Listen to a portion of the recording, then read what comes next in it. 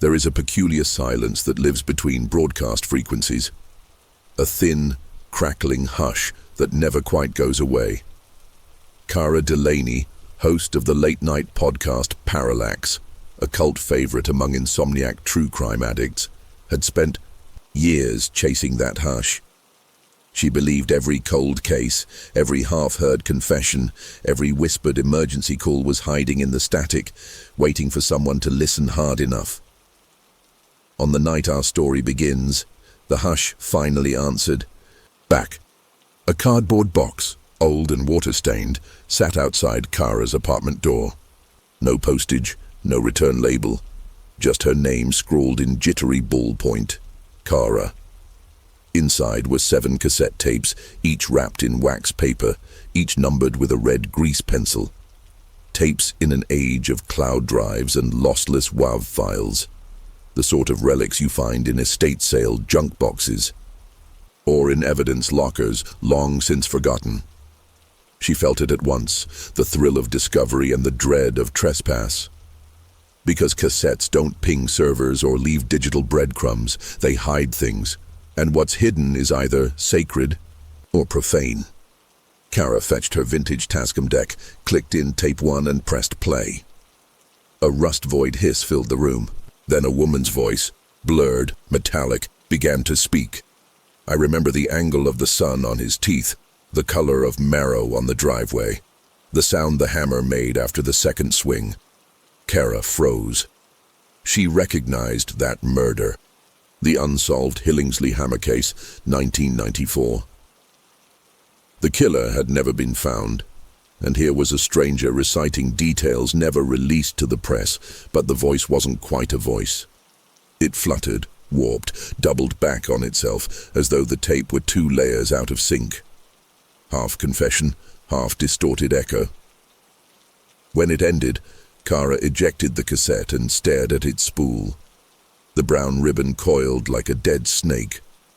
Her pulse hammered in her ears, 6 tapes left, and she already knew she would play them all, because that thin hush, static secret heartbeat had just spoken, and Kara Delaney, professional watcher of midnight frequencies, had finally been called to answer. Chapter 1. Play, Rewind, Bleed. Kara's studio apartment was primarily a museum of obsolete tech, reel-to-reel decks, dead video cameras, tangled piles of XLR cables, and a vintage Onkyo receiver rescued from a demolition site. The walls were lined with acoustic foam and sticky notes, hundreds of them, each a scribbled breadcrumb leading to some cold case rabbit hole. But tonight, those breadcrumbs felt childish beside the wax-wrapped relics on her desk. 7 tapes, numbered 1 through 7, plus an unlabeled 8th cassette tucked beneath them, its clear shell clouded by age. Kara set her phone to airplane mode. She poured a glass of water and didn't drink it. She turned off every light except the desk lamp, as though bright bulbs might scare the tapes into silence. She pressed record on her laptop's backup mic. Habit demands all moments be captured, and began to narrate. Field log, 2:14 a.m. Parcel received with no provenance. Suspect materials, ferric oxide cassette tapes, circa late 80s or early 90s. Initial playback confirms content linked to unsolved homicide. Continuing investigation. Her voice sounded thin compared to the woman's on tape 1. The woman's words had a density, like wet concrete poured over bone. Kara slid tape 2 into the Tascam play. Nothing for 14 full seconds but the churn of capstans. Then a jagged male baritone spoke. He asked me if I believed in angels while I sutured the 4th incision. I told him yes, because angels carry swords. Kara's stomach knotted. She recognized that murder too. The Orange County organ. Harvester 2003, a black market surgeon who removed kidneys from living victims. The tapes weren't random, they were a catalogue. She rewound, paused, played again. Each repetition birthed discrepancies, as though the tape itself disagreed with its prior performance. On listen 3, The voice replaced angels with architects. On listen 4, the incision count became 5. Reality wobbled, subtle as a mirage. Kara's desk lamp flickered. She slapped the casing, old bulb, but the timing felt choreographed, an applause cue for spectral theater. At 3:07 a.m., she texted her producer June. Kara, got something insane, call me when up. She immediately regretted it. No one should see what she was about to become. She deleted the text, but the read receipt popped anyway. Damn. Tape 3 waited like a tumor on the desk. She touched it. Cold, despite the room's rising temperature. Play. The tape opened with labored breathing, wet, congested, as if the mic were inside a lung. Then a child's whisper surfaced, reciting numbers. 190041. Kara's eyes widened. Those digits matched a police dispatch code she'd once obsessively researched. 1941, the serial of a missing persons file from 2011, never closed. The victim, 12-year-old Sonia Gage. Kara had interviewed Sonia's mother for episode 22 of Parallax. The whisper resumed faster. He's hungry for echoes. He eats the bad parts of the tape and leaves the good parts blank. He wants you next. A click. Silence. Then a long screech. Not feedback, but the sound of a tape being yanked from its guides. Kara slammed, "Stop." Her breath fogged the Tascam's plastic lid. She hadn't realized how cold the room had become. She reread the sticky notes on her wall, timelines, phone numbers, red string theories. They suddenly looked like scribbles from a child doomed to fail a test. The tapes didn't care about chronology or motive. They were something else, a ritual perhaps, or a map. She powered up her field recorder, aimed the mic at the Tascam, and began commentary for her future audience. If you're hearing this, assume the tapes operate on rules outside standard media physics. Each playback yields variant data, impossible under conventional magnetism. Conclusion: we're dealing with something parasitic in the signal. She hated how dramatic she sounded, but facts were facts. The recordings mutated, ideas spawned within them like mold.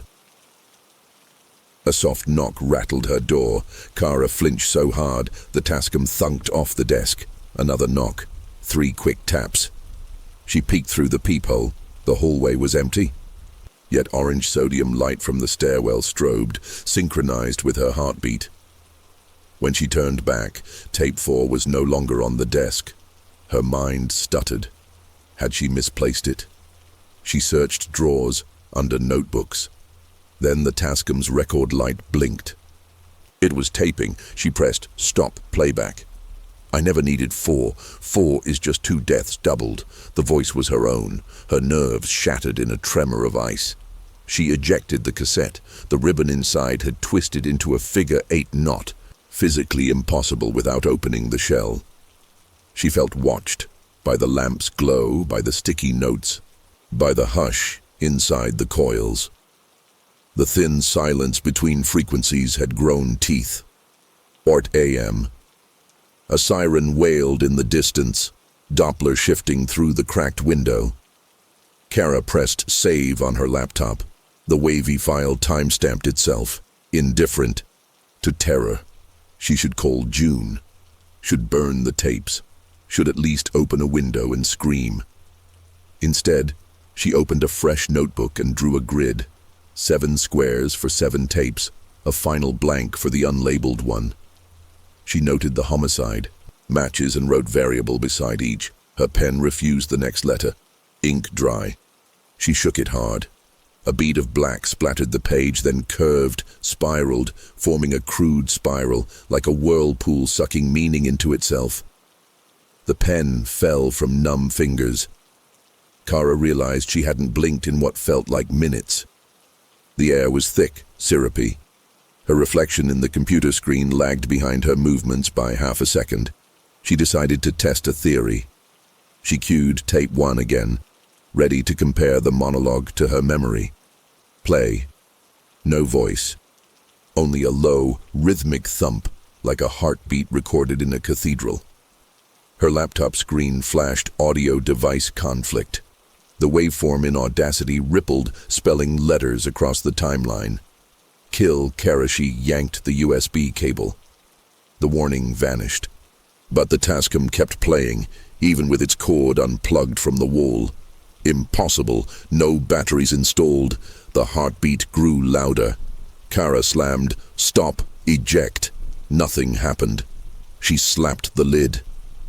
The tape's reel spun in reverse, ribbon dancing through invisible hands.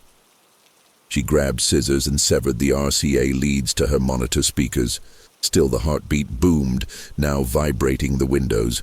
She did the only sane thing left. She tore the Tascam's powerboard free, ripping copper traces, cutting her fingers. Sparks kissed her knuckles. The deck fell silent, but the heartbeat remained inside her head. She staggered to the sink, let cold water run over her bleeding hand. The faucet hissed the same pitch as the heartbeat, merging into one continuous drone. Her reflection in the chrome faucet twisted. For a split instant, she had no face, just a blank smear of tape hiss. Kara screamed. Footsteps pounded in the hallway, June's voice shouting, "Kara, open up!" Kara fumbled for the lock. The door swung wide. June stood in flannel pajamas, phone flashlight slicing the dim. "Are you okay? I saw your text, and when you didn't answer..." Kara shook, words tumbling. "Tapes, voices, it's changing." June stepped inside, eyes darting over the wreckage. "Jesus, what happened?" Kara gestured to the cassettes. They lay, innocently now, stacked and silent. The Tascam's smoldered wires exposed. June knelt, picked up tape 1. "These did all that. Come on." Kara tried to explain. The mutations, the child's whisper, the impossible reel spin. June's skepticism was a hammer striking Kara's fragile account, each doubt chipping away at her certainty. "Let's listen together," June said. "If something's there, we'll hear it." Kara refused, but June had already plugged earbuds into her phone's mini cassette adapter, the one they used for retro audio effects. She clicked play. Kara braced for the woman's concrete voice, or the cathedral heartbeat. But June's eyes remained neutral. She mouthed along with what she heard. "Public domain lullaby, same warped loop, nothing scary here." Kara's scalp prickled. "That's not what's on it." June slipped out an earbud, offered it. Kara reluctantly accepted. She heard exactly what June described. A corroded nursery rhyme, barely audible. The murders were gone. The tapes had edited themselves again, tailored to their audience. They knew who was listening. Kara whispered, "Get out. Please, just go." June frowned, worried. "I'm not leaving you like this. Then help me lock them away." They stuffed the tapes into a steel cash box June fetched from her car trunk, her dad's, built like a safe. Tape by tape, they sealed them in. Kara's hands shook worse with each clink against metal. Finally, the unlabeled cassette remained on the desk. June reached, but Kara grabbed it first. The shell felt warm. No number, no wax paper, just a hand-etched word on the A-side. Tomorrow dawn seeped through blinds, turning the room gray. June brewed coffee while Kara stared at the final tape, thumb brushing its ridged edge. "What if this is the one?" Kara muttered. June sipped from a chipped mug. "The one that hasn't happened yet?" Kara nodded. "Tomorrow isn't a date. It's a countdown." June exhaled. "Then we call the cops. Or the FBI. You've got enough clout. No, we have to do this right." But Kara's obsession, her lifeblood, sang a different tune. You have to listen first, because knowledge is currency, and she was broke without it. Her phone buzzed. A push alert from a local news app. Body found in South Willow River. Foul play suspected. Kara clicked. Witness reports indicated the victim's jaw had been shattered by repeated blunt force trauma. The hallmark of the Hillingsley Hammer case from Tape 1. The murder had happened 2 hours ago. Tape 1 had been prophecy, not history. Kara's coffee mug slipped from her grasp and shattered. Brown liquid bled across the floor, seeping under the cash box as though eager to reach the tapes. June read over her shoulder, color draining from her face. "It's copying." "No," Kara whispered. "It's executing." June killed the coffee pot's burner and paste. "Kara, a body shows up exactly like the first tape, hours after we listened. That's not coincidence, it's chain of custody. We have to hand this over." Kara wiped mud-brown coffee from the floor with a frayed towel. The stain looked like an expanding Rorschach blot. 2 wings, a hungry mouth. And tell homicide what? That haunted cassettes manifested a copycat killing. She threw the towel into the sink. They'll confiscate the tapes, label them junk evidence, and lose them. The murders keep coming, but we never learn how to stop them. "What's your plan? Keep binge listening until the thing crawls out and eats us?" June's voice cracked halfway to a sob. Kara hesitated. "No, we break the pattern. The next tape's a prophecy. We can still change tomorrow." June folded her arms. "Then we listen together. Full transparency. No secrets." Kara picked up the unlabeled cassette. "Tomorrow, but set it back down." "Not yet. I still have 4 numbered tapes. Maybe their order matters, like chapters in a ritual." June grabbed her keys. "I'm getting breakfast and actual sunlight. When I'm back, if you haven't called the cops, I will." Kara wanted to stop her, but felt relief. June needed distance. Kara needed focus. She locked the door behind her friend, double-bolted it, slid the chain.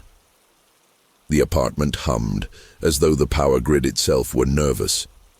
Kara set up dual recording rigs, digital on the laptop, analog on a second deck, hoping parallel captures might reveal discrepancies. She labeled a new notebook, Test 1, Tape 4, and wrote, "Objective, document mutation, identify stable data." She opened June's steel cash box. Inside, the tape seemed heavier than before, as if grief gained mass. Tape 4 lay where it should have been all along, number scrawled in the same red grease pencil. She hadn't imagined its vanishing. The thing had taunted her. She powered the surviving deck, inserted tape 4, pressed rewind to make sure she began at absolute 0. The reels spun backwards like twin eyes rolling up in their sockets. "Stop. Play." The hiss faded. A human voice whispered so low, Kara leaned in. "Tell the story right, Kara. Tell it how it will be, not how it was." Her pulse hammered. The tape knew her name. The whisper dissolved into a busy signal tone, that metronomic beep of a phone left off the hook. Under the beeps, another layer emerged. Footsteps on linoleum, faint squeak of rubber soles, the jingle of keys a hospital. A man began narrating in a detached murmur. Time of death estimated 5:42 p.m. Fracture of the occipital protuberance consistent with blunt trauma from elevated angle. Autopsy dictation. But he named a victim, Laura Kim, age 27. Kara typed it. She didn't recognize the case. The narrator continued, describing Y incisions, organ weights. His monotone was academic, yet between syllables Kara heard wet gurgles, as though the victim still breathed while he described her innards. Halfway through the dictation, the narrative started splicing. He jumped from lung weight to describing acid etching along vertebrae, a signature detail from a completely different serial killer, the Tarworks torture of 2006. Anachronistic details collided. The voice, layered multiple homicidal reports into one nightmare collage. The beeping tone quickened, doubling tempo until it wasn't a phone, but a heart monitor flatlining. Then silence. No tape hiss, no reel spin. Yet the deck's time counter advanced, marking seconds of nothing. Kara's headphones amplified the void. She felt pressure in her inner ear, like diving deep water. A new sound bloomed inside the E. Nothing. Scratching, as if a stylus dragged across vinyl. Scrape, pause, scrape again, forming a primitive Morse code. Kara's grandfather had been Navy communications. She still remembered SOS. The scratches spelled a simpler pattern. EE. 3 staccato please, then the whisper returned, cracked like burnt paper. Stop listening. The tape auto-ejected so violently it skated across the desk, smashed against the wall, and split open. Brown ribbon uncoiled across hardwood like intestines. Kara stared, fists trembling. She hadn't touched a control. Afternoon sunlight seeped in, dull and sooty through city smog. Kara's phone buzzed. June again. June, kitchen TV says another body, Riverside Park. Jaw smashed. That's 2. Kara, I know. Tape 1, repeating. June, meeting detectives at precinct in an hour. Bring tapes or I will. Kara slapped, the phone face down. She couldn't let the police quarantine evidence before she cracked the code. She'd spent years scraping Freedom of Information portals for scraps. Now she possessed the whole carcass, and it was rotting fast. She faced tape 5.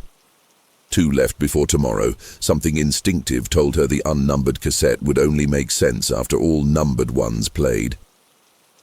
She scavenged an old Walkman from a shelf. Its motors whined, but turned. Fresh AA batteries in, volume set low. Tape 5 clicked home. Immediately a crowd roared.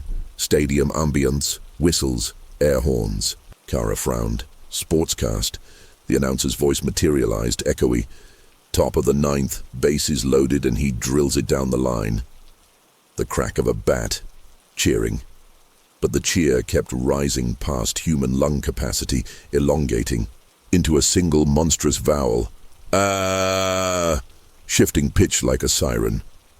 The audience scream became wind howling through tunnels, then a subway screech, then brakes of a freight train. Kara's headphones vibrated. Static broke. A woman shrieked. He won't let me out. Doors slammed, metal upon metal. The scream dopplered away as if dragged down tracks. Train ambiance merged with dripping water. Kara heard footsteps wading through puddles, chain links rattling. A man whispered Spanish prayers, voice cracking. Something heavy struck bone. Wet, crunch, whimpering. Kara's left earbud fizzled. The voice panned hard right, intimate. Run the next tape, Kara. You can still save them. One of them. Her hands shook so hard she almost hit stop. But the voice snarled, no pause. She forced herself to keep listening.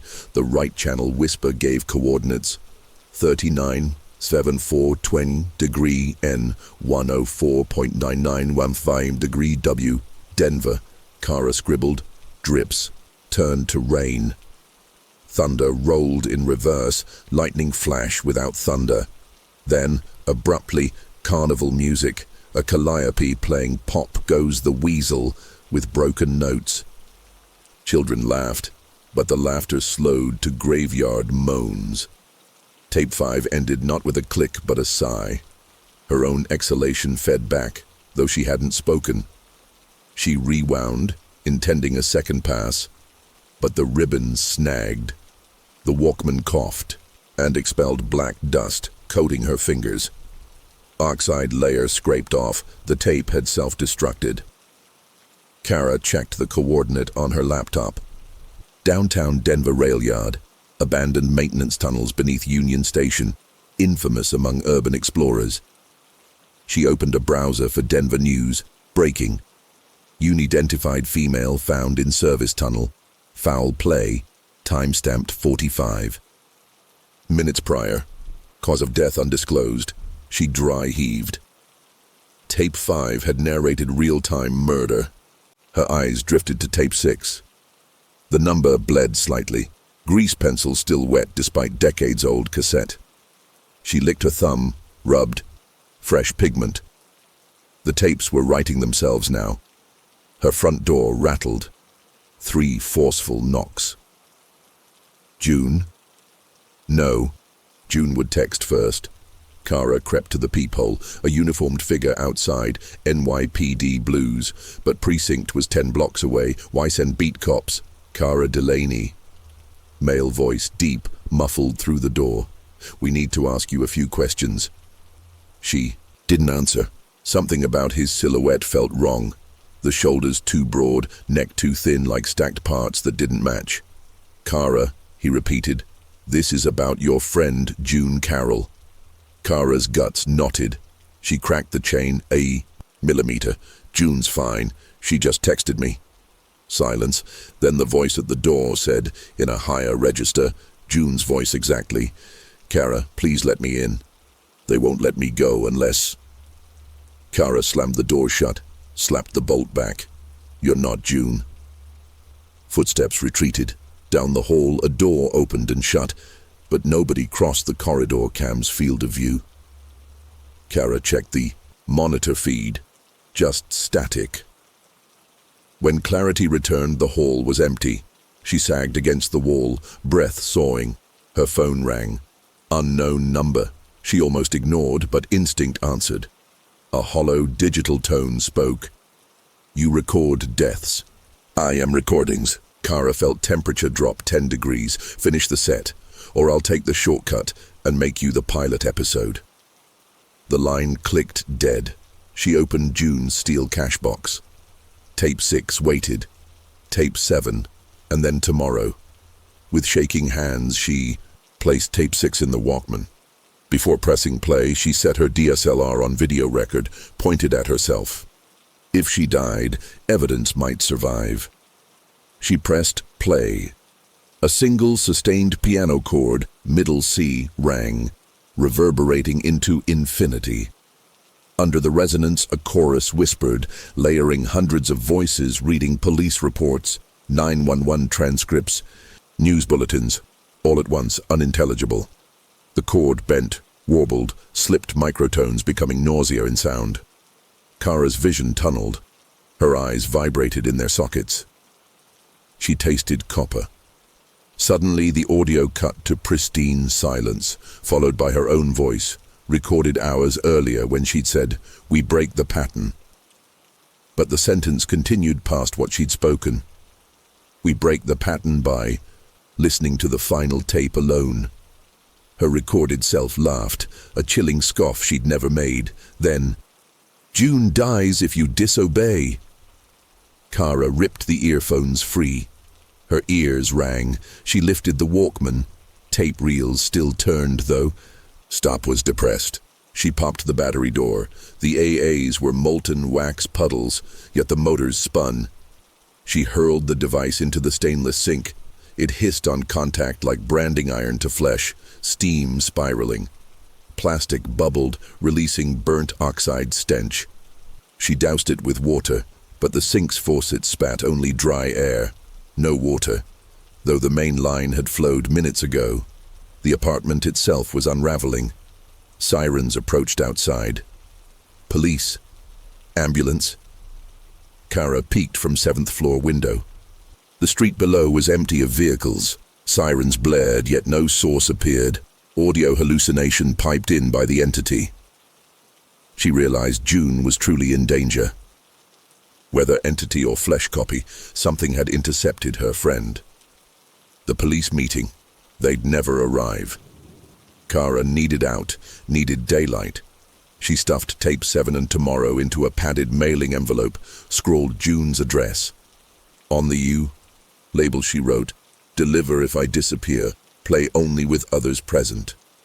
She pressed every stamp she owned onto the corner. Maybe USPS superstition would protect them.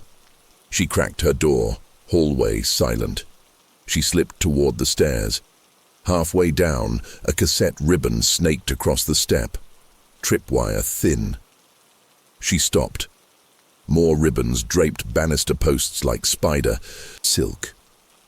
Tape spools dangled from ceiling fixtures, unwinding themselves, filling the stairwell with rust-brown streamers. Magnetic confetti whispered as it rubbed her jacket, murmuring voices from every inch. Panic clawed. She bolted back to her floor, sprinted to the freight elevator. Inside, no ribbon. She jabbed L. The car jerked, then descended. Floor numbers ticked, 6, 5 to 4, then stalled at 3. Lights flickered to red emergency bulbs. Elevator speakers crackled, playing a lullaby. Same corrupt nursery rhyme from tape 3. The doors parted. Instead of lobby tiles, total darkness yawned. Yet her phone's flashlight revealed corridor walls of decaying drywall, mottled with graffiti.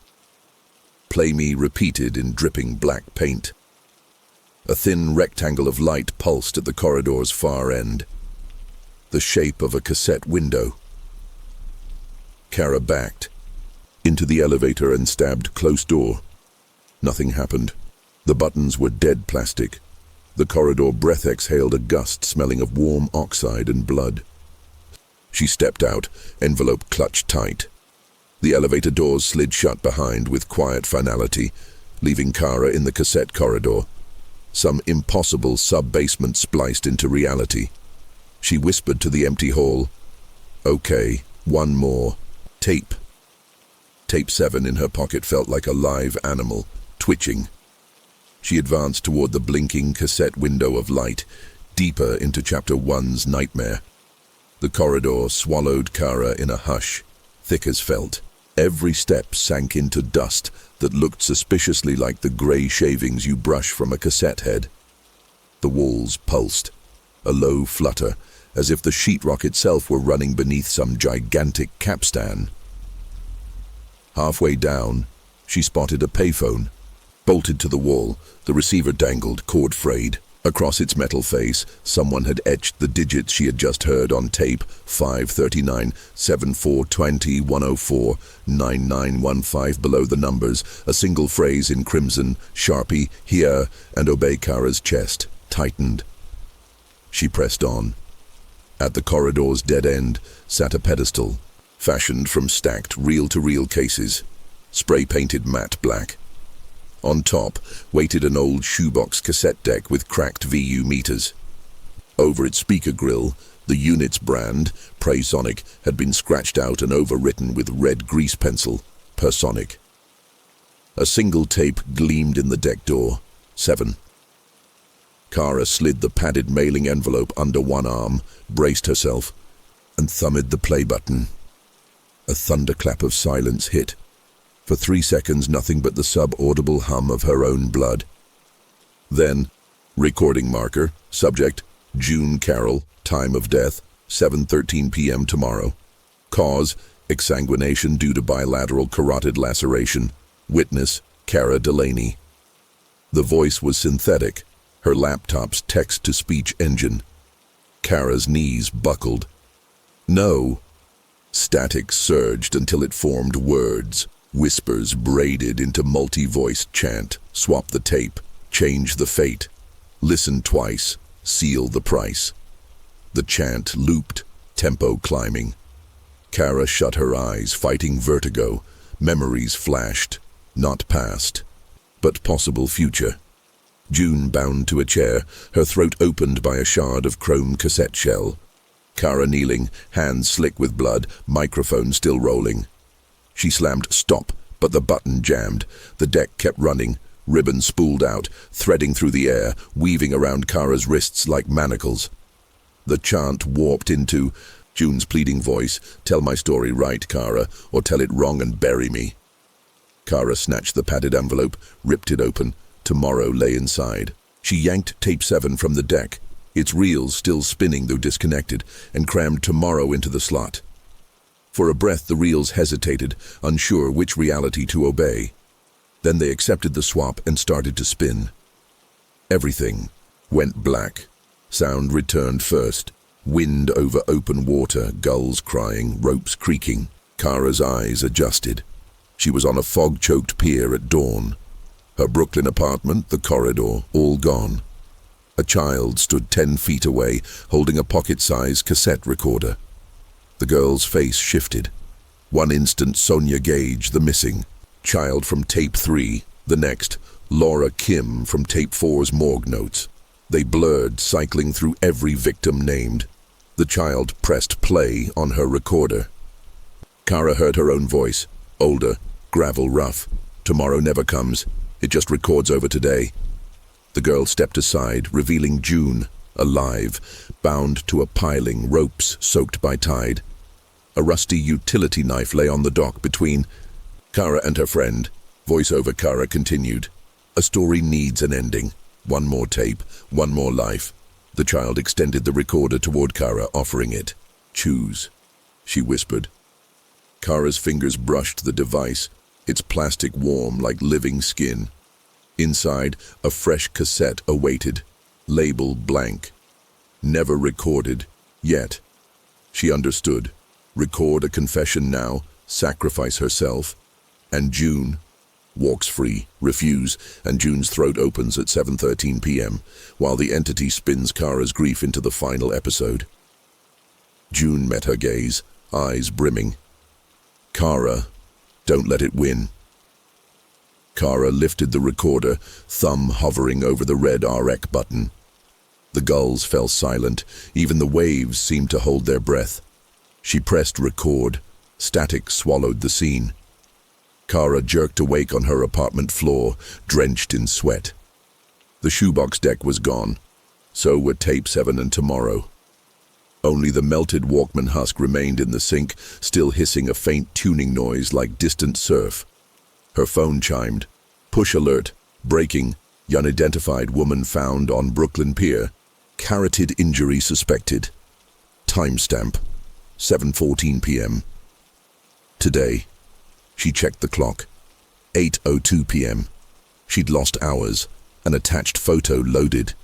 The body was not June, but Kara couldn't breathe. The victim's face was her own. Dead eyes stared upward. Recorder clutched in stiff fingers. Blank tape wound to the hub. Kara's mirror over the sink rippled. Her reflection stared back, but wore earbuds. Blood trickled from the wires like ink. She backed away. The mirror version lifted a finger to its lips. Shh. Then mouthed, "You're on the air." A red tally light winked to life atop every dead camera in the room. Chapter 1 ends, not with salvation, but with Kara trapped inside the recording she tried to outwit. Tomorrow has already happened, and the final episode has begun to roll. Chapter 2. Feedback Loop. The red tally lights kept blinking on Kara's dead cameras, accusing fireflies in the dark. Each click of their shutters captured her in a new pose of panic. Eyes too wide, skin leached of color by the glow of LED indicators.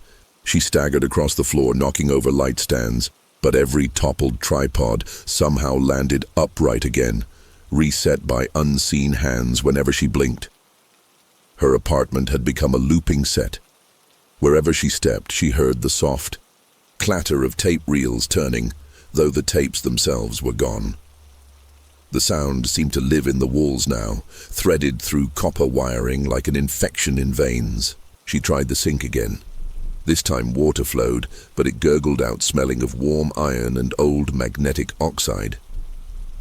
She flinched away, wiping her palms on her jeans, swearing she could feel ferric grit grinding between fingers. Her laptop was still, open on the desk. Browser refreshing local news alerts every minute. Another push notification rolled in. Breaking podcast. Host reported missing after alleged live-stream suicide. Viewers claim a pre-recorded message aired on Parallax. Feed depicting on-camera death. NYPD investigating possible deep fake. Kara felt her pulse thunder. There hadn't been a live stream. She'd disabled all scheduled uploads days ago. but the entity clearly no longer needed her permission. It had spliced her image, perhaps the corpse photo from the pier, into a broadcast and pushed it under her show's RSS feed. Millions of subscribers would wake up thinking she was dead. Worse, the story framed her as unreliable from the start. If she went to the police now, she'd be treated as a hoaxer resurrected by her own viral stunt. She closed the browser. The cursor froze, then spelled across the screen in courier font, "Every listener is a microphone." Kara yanked the power cord. Still, the message glowed, laptop somehow running on phantom current. Another line blinked beneath, "Every microphone is." A knife. She slammed the lid shut. Her phone buzzed, June's number. Relief flashed hot, then icy dread. Kara answered, "June, tell me something only you would know." There was a hiss, not unlike cassette static, then June's breathless whisper. "When we were interns, you stole the morgue key to record corpse ambience for that Halloween episode. You made me promise never to tell." Kara sagged, tears pricking. "Where are you?" "On the subway coming back." The meeting with the detectives was hijacked. My Uber glitched. Driver never showed. I'm on an underground line. Reception is trash. Kara, the ads in my car, all the little screens, started playing your voice on loop. It was you, but not you. You kept saying, "I'm already gone." "So are you." People are freaking out. They can hear it, but staff can't. Kara's gaze drifted to the silent cameras. "It's using any speaker, any surface that can hold vibration. We need to get you somewhere public, bright, loud." She caught herself. Loud was bad too. Actually, somewhere unplugged. The call popped. June's line swallowed by echo. Over the hiss, June screamed, distant, "Station power cut. Train stopping." Silence. Kara stared at the screen. Call failed. She tried calling back. No network. The entity had fenced June in darkness underground. Kara grabbed her audio. Field kit. A directional mic. A fresh SD card. 2 high-gain preamps. If she was going to battle sound with sound, she'd need these. She stuffed them into her messenger bag, threw on a hoodie, and sprinted for the door. Then stopped. On the hallway side of her door, someone had taped a strip of magnetic ribbon hanging like a corpse tongue. In red grease pencil it read, "Listeners ride free." She tore it down, balled it, stuffed it in her pocket. Outside, Brooklyn's usual din felt different. Notes slightly flat, as if the city were being played on a tape deck with failing. Belts. Sirens pitched a quarter tone lower, bus brakes screeched an octave higher. Each familiar sound bent just enough to feel counterfeit. She jogged toward the subway entrance at Myrtle Avenue. On her way, she passed a bus stop where commuters stared at earbuds with horror. Their phone screens flickered between app icons and an audio waveform logo that looked suspiciously like the Parallax cover art. Kara waved. "Turn that off." A teenager yanked her buds out. "Lady, why is it saying we can't get off the bus? I'm not even on a bus." Kara kept running. Down the subway stairs, she noticed new graffiti on the walls that hadn't been there an hour ago. Spiral arrows pointing forward, each arrow a bent reel of tape drawn in shining black resin. Emergency lights strobed red. The main fluorescents were dark. An MTA worker in reflective vest stood behind a taped barrier, radio crackling. Kara flashed her press badge. "Journalist, true crime desk, need to enter. The hostages down there are my colleague and riders." The guard waved her off. "Power cuts, system-wide glitch. Dottie says stay out. NYPD's rolling. Audio." Bled from the worker's handheld, a distorted voice counting down from 30 in reverse increments. 30, 29, 28. Kara recognized the cadence of a leader tape. When it reached 0, something would spool into play. She stepped closer to the guard. "Your radio's playing unauthorized traffic. Let me help before it loops." The guard looked at his radio, puzzled. heard normal dispatch chatter. The entity was disguising itself depending on the listener. Kara ducked under the barrier and bolted. Behind her, the guard shouted, but his words shredded into feedback the further she descended. On the platform, 2 trains sat stranded, doors open, emergency floor lights casting harsh shadows. The air reeked of brake dust and ozone. The countdown voice still ticked inside Kara's head, even though she no longer heard it externally. She turned on her flashlight app. In the dim, she spotted June leaning against a pillar, holding her arm, the sleeve soaked with blood where she'd scraped against something. She looked up, relief etched across her face. Kara ran over, clasped her friend. "You're okay." June shook. "I heard your voice calling me car to car. People ran. Some of them jumped onto the tracks when the lights went out. I think they're hurt down the tunnel." Kara pressed a gauze pad from her kit to June's arm. "We have to get above ground, into daylight." A deep rumble echoed. Far tunnel ventilation fans. No, it was a low E, the same piano note from tape 6, rolling like distant thunder.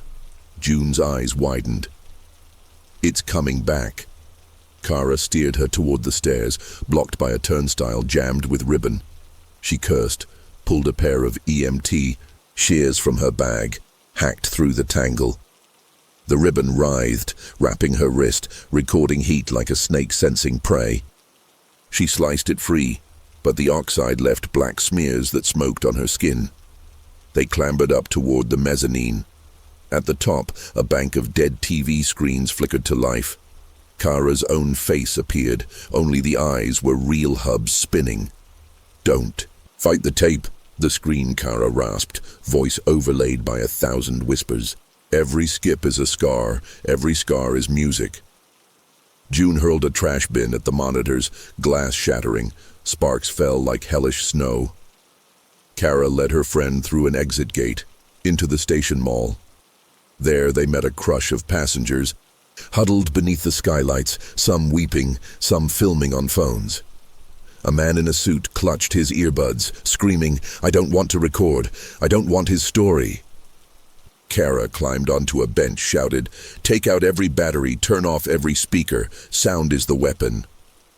Many stared but obeyed, powered off phones, smashed AirPods. Suddenly the overhead PA crackled. Feedback pinched to a keening squeal. Then Kara's Parallax theme tune began to play, and a tonal collage she had designed years ago from reversed police scanner fragments. It looped, louder each pass, until ceiling tiles buzzed. Kara's heart seized. The entity was using her own sonic fingerprint as a ritual chant. She fumbled in her bag, pulled out her field recorder, toggled a high-pass filter, hit record. Pointing the shotgun mic at a skylight speaker, she captured 10 seconds of the theme, then flipped the phase invert switch. The playback would feed the sound back into itself, shifted 180 degrees, an anti-song, theoretically capable of cancelling the waveforms. She hit play. The inverted clip bellowed from the recorder's minuscule speaker, tinny but sharp. The two audio streams collided. For a breath, both sounds flattened, phase-cancelling, leaving hush. Then the hush screamed. The waveforms had not nullified, they had mated. A new frequency emerged, deep, bone-shaking sub-30 Hz. Passengers clapped hands over ears. Though it was below human hearing, their inner organs felt squeezed. June collapsed, vomiting. Kara killed her recorder, horrified. People writhed, several fainting. The entity had tricked her again. Her attempt at silence only gave it a new bandwidth, infrasound, perfect for fear induction. Sprinklers overhead burst, perhaps triggered by the infrasonic tremor. Cold water hammered down, soaking. Riders, shorting speakers. The Parallax theme stuttered, warbled, died. The sub-bass hum faded with it. In the sudden hiss of falling water, Kara heard whispers, raindrops buzzing like microtapes. She realized the entity could encode itself in any medium of vibration, even droplets drumming on fabric. She grabbed June, dragging her toward an emergency door. Outside, daylight flashed, grey sky but bright compared to subterranean gloom. Once on the sidewalk, they staggered into strengthening drizzle. Kara scanned for tape residue. Nothing. Raindrops were clean, at least for now. June panted, voice raw. It's in everything. You can't win with cancellation. What if we cut the microphone off at the source? You said every listener is a mic. The more they hear, the stronger it gets. Shut down distribution. Kara thought of servers, RSS feeds, mirrors worldwide. Impossible. But maybe there was a master node, an origin cassette. Destroy that. Maybe the derivatives fade. She remembered the audio coordinates on tape 5, Denver rail tunnels, and the unknown brand on the shoebox deck, Personic. Could that be a clue? Personic, like sonic personhood, the entity embodied a parked police cruiser idled by the curb, officers directing evacuees. Their radio hissed, but ordinary dispatch tones. Kara approached a female sergeant, flashed her badge. Investigative journalist. There's a cyber terror broadcast piggybacking the MTA audio net. I have evidence on SD card. Need secure compute lab to run a spectral trace. The sergeant raised an eyebrow. Right now we're dealing with physical injuries and probable gas leak. Get in line. Kara swallowed frustration. She turned away, saw a mobile news van setting up across the street, satellite dish rising, cameras on tripods. Reporters hungry for statements. A dangerous idea struck. Use the enemy's tactic. Broadcast a counter-narrative, something so convincing or horrifying that people would shut devices off voluntarily. Fear of contamination. But she'd need proof. Irrefutable audio showing the murders before they happened. The original tapes would do, yet they were missing. Unless she had one ribbon scrap in her pocket, the listener's ride-free strip torn from her door. If the entity was fractal, each fragment might hold the whole pattern, like a hologram. She pulled the scrap out, laid it across her palm.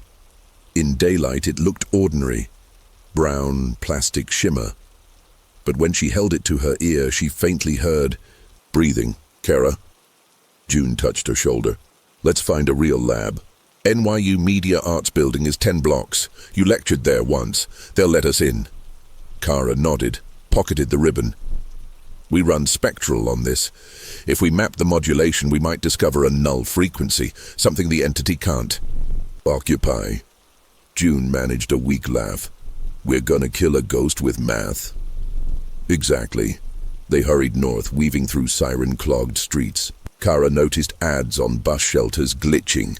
Each screen displayed a VU meter pulsing in sync with their footfalls. As they passed, the VU meter needles pegged red, distorting the posters into noise. The entity was marking them, a hunter tagging prey. At NYU's Tisch building, security recognized Kara. She'd guest lectured on post-analog forensics.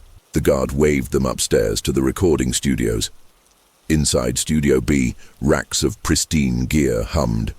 A perfect digital audio bunker. June locked the door. Kara patched the ribbon into a tape head emulator, routing the magnetic fluctuations through a high-resolution AD converter. On the screen, a waveform appeared, a dense block of apparent white noise. Let's FFT this, Kara muttered, running a fast Fourier transform. The spectrogram revealed something horrifying. A face embedded in frequency space. 2 dark eye sockets at 113 kHz. A yawning mouth at 666 kHz. The entity literally shaped noise into visage. June gasped. That's our ghost. Kara overlaid. Multi-band analysis, subtracting the facial pattern iteratively. Each subtraction caused the studio lights to flicker. Mains power protested as if the waveform were rooted in the building's grid. Final subtraction produced a thin sliver of spectrum around 19 kHz. barely audible. Kara played a test tone at 19 kHz through a studio monitor. Nothing seemed to happen until every other monitor in the rack shut off. Then the ceiling speakers popped, emitting dust. The waveform had stunned them. The null band, Kara breathed. It can't inhabit that frequency. Dog whistle range. If we saturate every broadcast path with a 19 kHz carrier, we could evict it, like flooding a nest with smoke. June pointed at Kara's phone. Push an emergency podcast episode right now, 19 kHz tone, 24/7 loop. Kara hesitated. Most consumer speakers can't reproduce that high, but headphones can. So do phone speakers. Might work, or might rupture eardrums. June gripped her shoulders. People are already dying. Kara nodded. She opened her podcast dashboard. But the entity was faster. The CMS login redirected to a blank page that simply read "Rec" in flashing type. A second later, the studio monitors fired back on, full volume, blasting her parallax. Theme inverted. The 19 kHz carrier on the adjacent monitor clashed. Harmonic distortion howled, creating difference tones that whipsawed through mid-range. The studio glass cracked. June yanked a power strip. Sparks flew. Kara dashed to the breaker panel, cut mains to Studio B. Darkness. Emergency exit signs glowed. In the dim, they heard the building's PA warble, even with studio power dead. Parallax theme again, now layered with that low E piano. The entity had reached campus backbone. Kara cursed. We need a bigger signal, citywide. June's expression hardened. The WNYC broadcast tower in Greenpoint, you still have contacts. Kara thought of the 100-kilowatt AM transmitter. AMs. Upper band topped at 10 kHz, too low. But FM subcarriers could ride 19 kHz as pilot tones. Stereo pilot, she realized. Every FM station already carries a 19 kHz pilot for stereo decoding. Listeners never hear it. She almost laughed. The weapon had been humming harmlessly for decades. In background of every song. We piggyback, she said. Burst modulate the pilot so it spikes, drowns him out. June grinned despite fear. We turn the whole city into a giant dog whistle. They exited into stairwell. Kara's phone pinged. A new push alert. John Doe, found dead in NYU studio, self-mutilation suspected. The entity rewriting reality in real time, framing them for murders that hadn't happened yet. She pocketed the phone. Ground floor lobby erupted in chaos. Students fleeing as hallway speakers sprouted tape like vines, hissing lullabies. Kara and June pushed through, out into soggy afternoon. A WNYC satellite truck sat at curb, driver smoking. Kara flashed her badge, rambled. Urgent engineering override. Need tower access now. Terror signal piggybacking infrastructure. The driver blinked. Y'all with Homeland? Kara answered with the conviction of a zealot. Yes. He shrugged, unlocked the cab. Greenpoint relay towers 2 miles. Bad traffic, though. June climbed in, clutching her wounded arm. The driver throttled up. As they barreled north, Kara scanned the dash stereo. Every AM, FM, even NOAA weather band. All replaced by her voice, slow and reversed. Traffic lights flickered, synced to the tempo of the broadcast. Green, yellow, red. Red, yellow, green. The truck screeched onto Pulaski Bridge. In the lull between channel scans, Kara heard the faint 19 kHz pilot whistling continuous, a ready transmitter awaiting her command. She opened her field recorder, loaded the 19 kHz tone, armed the headphone jack. When we reach the Tower Patch Bay, we inject this, modulate amplitude until we saturate every stereo pilot. If it works, we'll feel the city shudder. June rechecked batteries.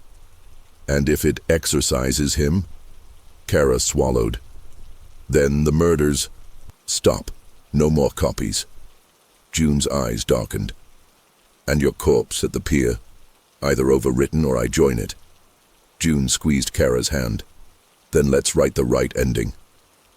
The skyline loomed ahead, tower spires like tuning forks raised to storm clouds, and the rain began to fall harder, each drop ticking like a metronome counting down to the last mixdown of their lives. The moment the truck rumbled through green points, chain link gates, Kara felt a headache bloom behind her right eye, a pressure change like airplane descent. Ahead, the WNYC relay tower stabbed 400 feet into a slate-colored sky, its lattice glistening with rain. The attached transmitter building, a squat cinder block bunker, hummed with the quiet arrogance of a 50-kilowatt pulse that never sleeps. The driver killed the engine. Last stop, I'm staying with the truck.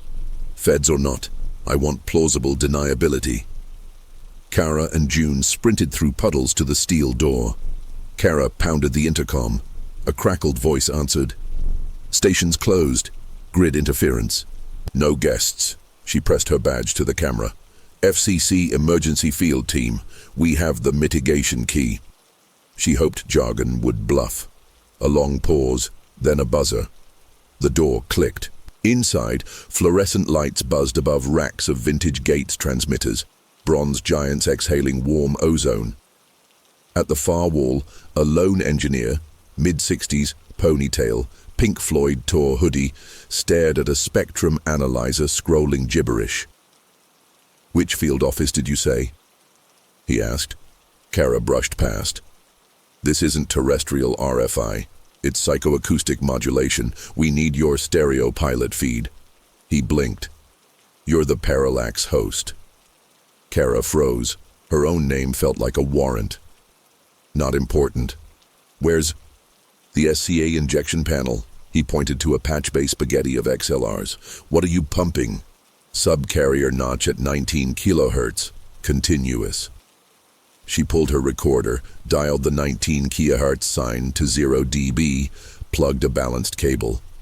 The engineer paled. That'll trip every stereo decoder from Queens to Jersey. You'll nuke. HD metadata RDS?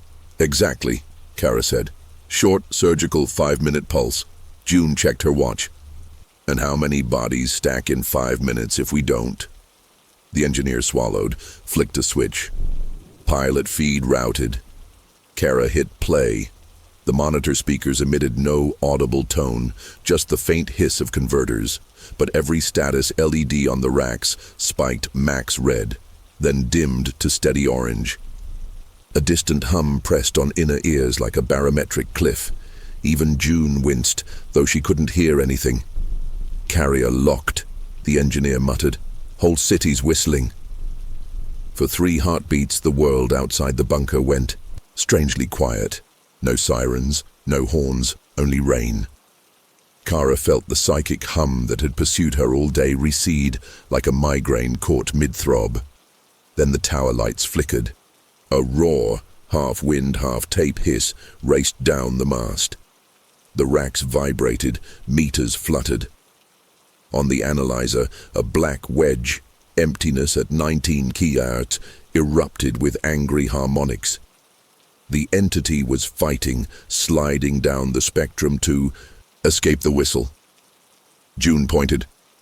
Look, 17 kilohertz, 15 kilohertz. He's surfing under the carrier.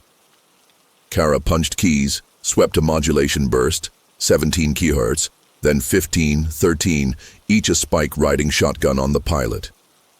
The engineer's jaw dropped as his precious stereo channel became a saw blade.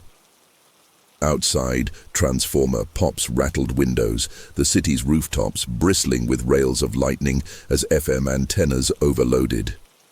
RF burn off, the engineer shouted. You're going to fry every tuner. Better scorched silicon than slaughtered people, Kara snapped, but she eased modulation to a rolling bandpass sweep, trying to chase the entity without total broadcast meltdown.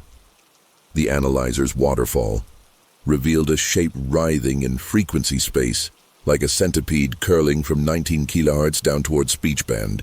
As it hit 8 kHz, the S range, Kara's recorder screamed feedback, spewing digital hash. Her SD card smoked, plastic sagging. The engineer lunged to pull power. Sparks spat. A breaker thunked. Darkness swallowed them. Only emergency. Exit signs glowed blood red. In the hush, a child's voice floated from the PA, Sonia's whisper from tape 3. 8, 7, 6. Countdown again. Kara felt nails of cold hammer her spine. June flicked her phone light. The beam wavered. The hallway speaker cones glistened, dripping what looked like brown saliva, oxide sludge condensing from air.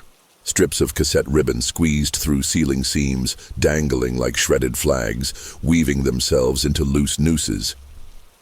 The child reached. 3, 2, Kara shouted, "Cover your ears." 1. A detonation of parallax theme, but louder than any speaker could muster, shook the building. Kara's vision rattled, dust fell like snow. Yet as quickly as it came, the roar knotted into silence, sucked inward by the 19 kHz hole she'd carved. The tape ribbons hanging from the ceiling crackled, then crumbled into odorless ash. Lights flickered back, mains power auto-reboot, and the analyzer flatlined at 0 dB. The carrier was clean. June exhaled. "Did we evict him, Kara?" Wasn't sure. She unplugged the scorched recorder. Its LCD was shattered. She eyed the patch bay. Meters hovered normal. The engineer gingerly restored breakers. Full modulation normalized. No rogue subcarrier. He let out a breathy laugh. "If that's your psycho-terrorist, you toasted him." Kara stepped outside. Rain had stopped. A curious hush over Brooklyn. No horns, no alarms. People emerged from storefronts, dazed but intact. She opened a news feed. Loading.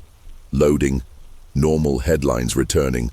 No fresh murder notifications. She looked at June, allowed the first fragile smile. Null band worked. June wiped rain from her eyes. "Then let's archive every scrap of that tone globally." Kara nodded, already drafting a white paper in her head.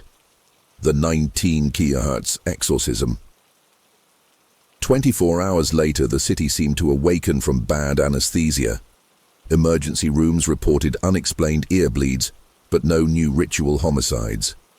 Kara and June slept in shifts at the station, monitoring logs. The engineer, name tag Leo, joined their vigil, proud co-conspirator. At dawn, Kara finally dared to unlock her podcast CMS. The dashboard was blank, no rogue uploads, no subscriber purge.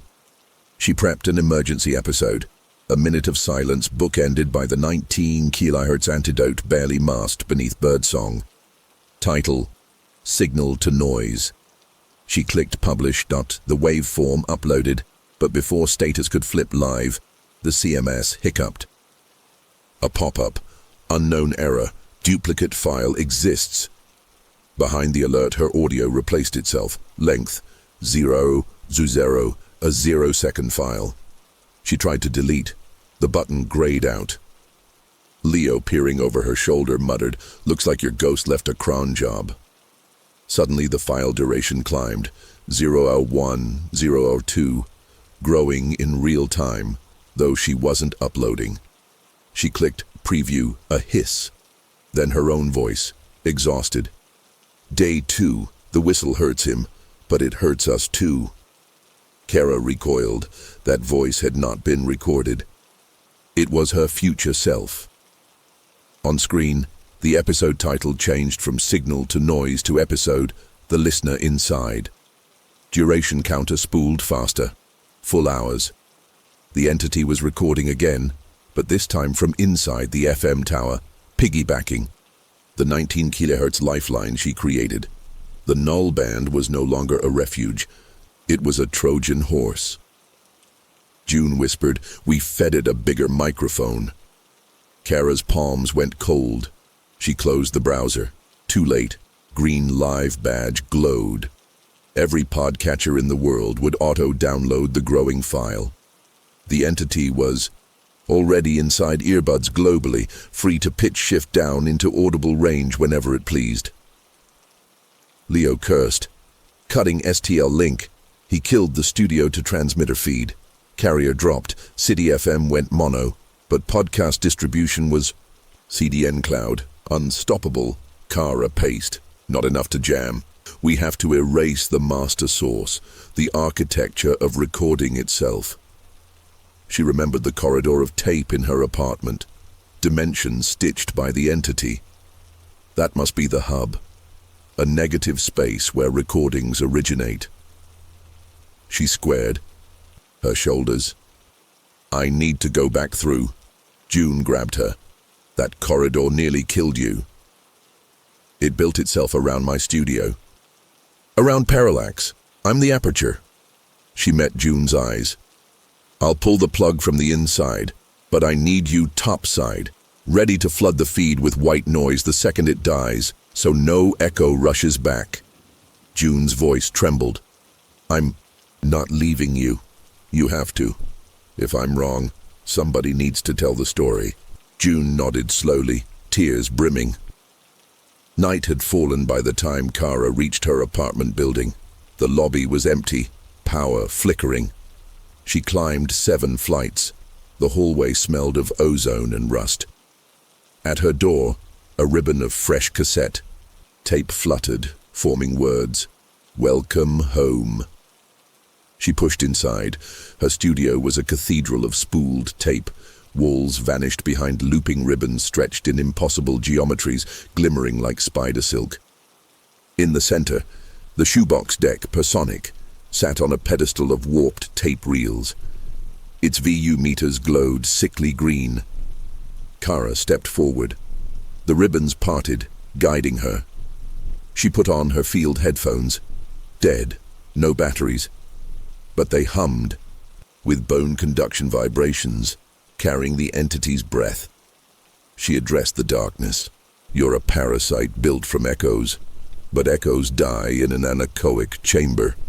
She hit record on the deck. No cassette inside, just open heads. Magnetic energy sucked heat from the air. Her voice boomed through nothingness, feeding back, infinitely quieter, until even her thoughts felt whispered. I withdraw consent to be recorded, she said. Legal right, absolute. Without consent, you have no host. Silence stretched. Then, the deck ejected a tape, unlabeled, still, warm. Kara understood, her entire existence spooled in oxide, the master session. The entity offered her life back, or baited her final capture. She picked up the tape, feeling its weight, its pulse. She snapped the shell open, yanked the ribbon free. It writhed, screaming at frequencies beyond hearing.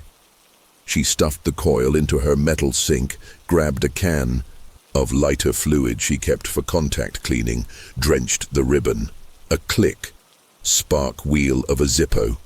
Flame roared blue, ribbon shriveling to cinder. The studio lights blew. The Personic deck convulsed, reels spinning until their hubs splintered, spewing black confetti that burned mid-air. The walls of tape sagged, liquefied, dripping to floorboards where they smoked and vanished. Every camera in the room exploded inward, lenses shattering like ice. The sound was not crash, but a hiss, one massive inhale, then utter zero sound. Kara's ears rang with nothing, true anechoic void. Even her heartbeat muted. She tried to breathe. No air moved. A white darkness swallowed her, taste of ferric oxide on tongue. She realized the entity hadn't died. It had closed around her, final sample captured, ready to export. Her last thought, at least June is outside the loop. Elsewhere, on rooftops, in cars, in bedrooms, phones and smart speakers played a new episode of Parallax that none had downloaded. The audio was silent for 30 full seconds. Listeners leaned closer, confused. At second 31, a single breath sounded, Kara's, followed by her cracked whisper, "If you can hear this, You are the tape now. All across the city, red tally lights blinked on. Chapter 3. The Splice. June Carroll had always believed radio silence was a comfort, proof nothing terrible was happening. But now she understood dead air could be louder than any scream. 48 hours after Kara vanished into that looping corridor of tape, the city still functioned, but something inside its rhythm was miscut. Taxi horns slid sharp, elevator chimes lagged behind button presses, crosswalk beeps fell an uneven 3-2 pattern like a bad jazz drummer. Ordinary sound felt spliced, two versions of reality overlapped by half a second. Kara would have called it a tape drag artifact. June called it hell. She sat in WNYC's deserted engineering bay, staring at a frozen spectrum analyzer. On screen, the 19 kHz pilot she and Kara had weaponized now looked like a heartbeat on life support, flat line with erratic spikes. Each spike coincided with a parallax auto-upload, though no one was left to schedule episodes.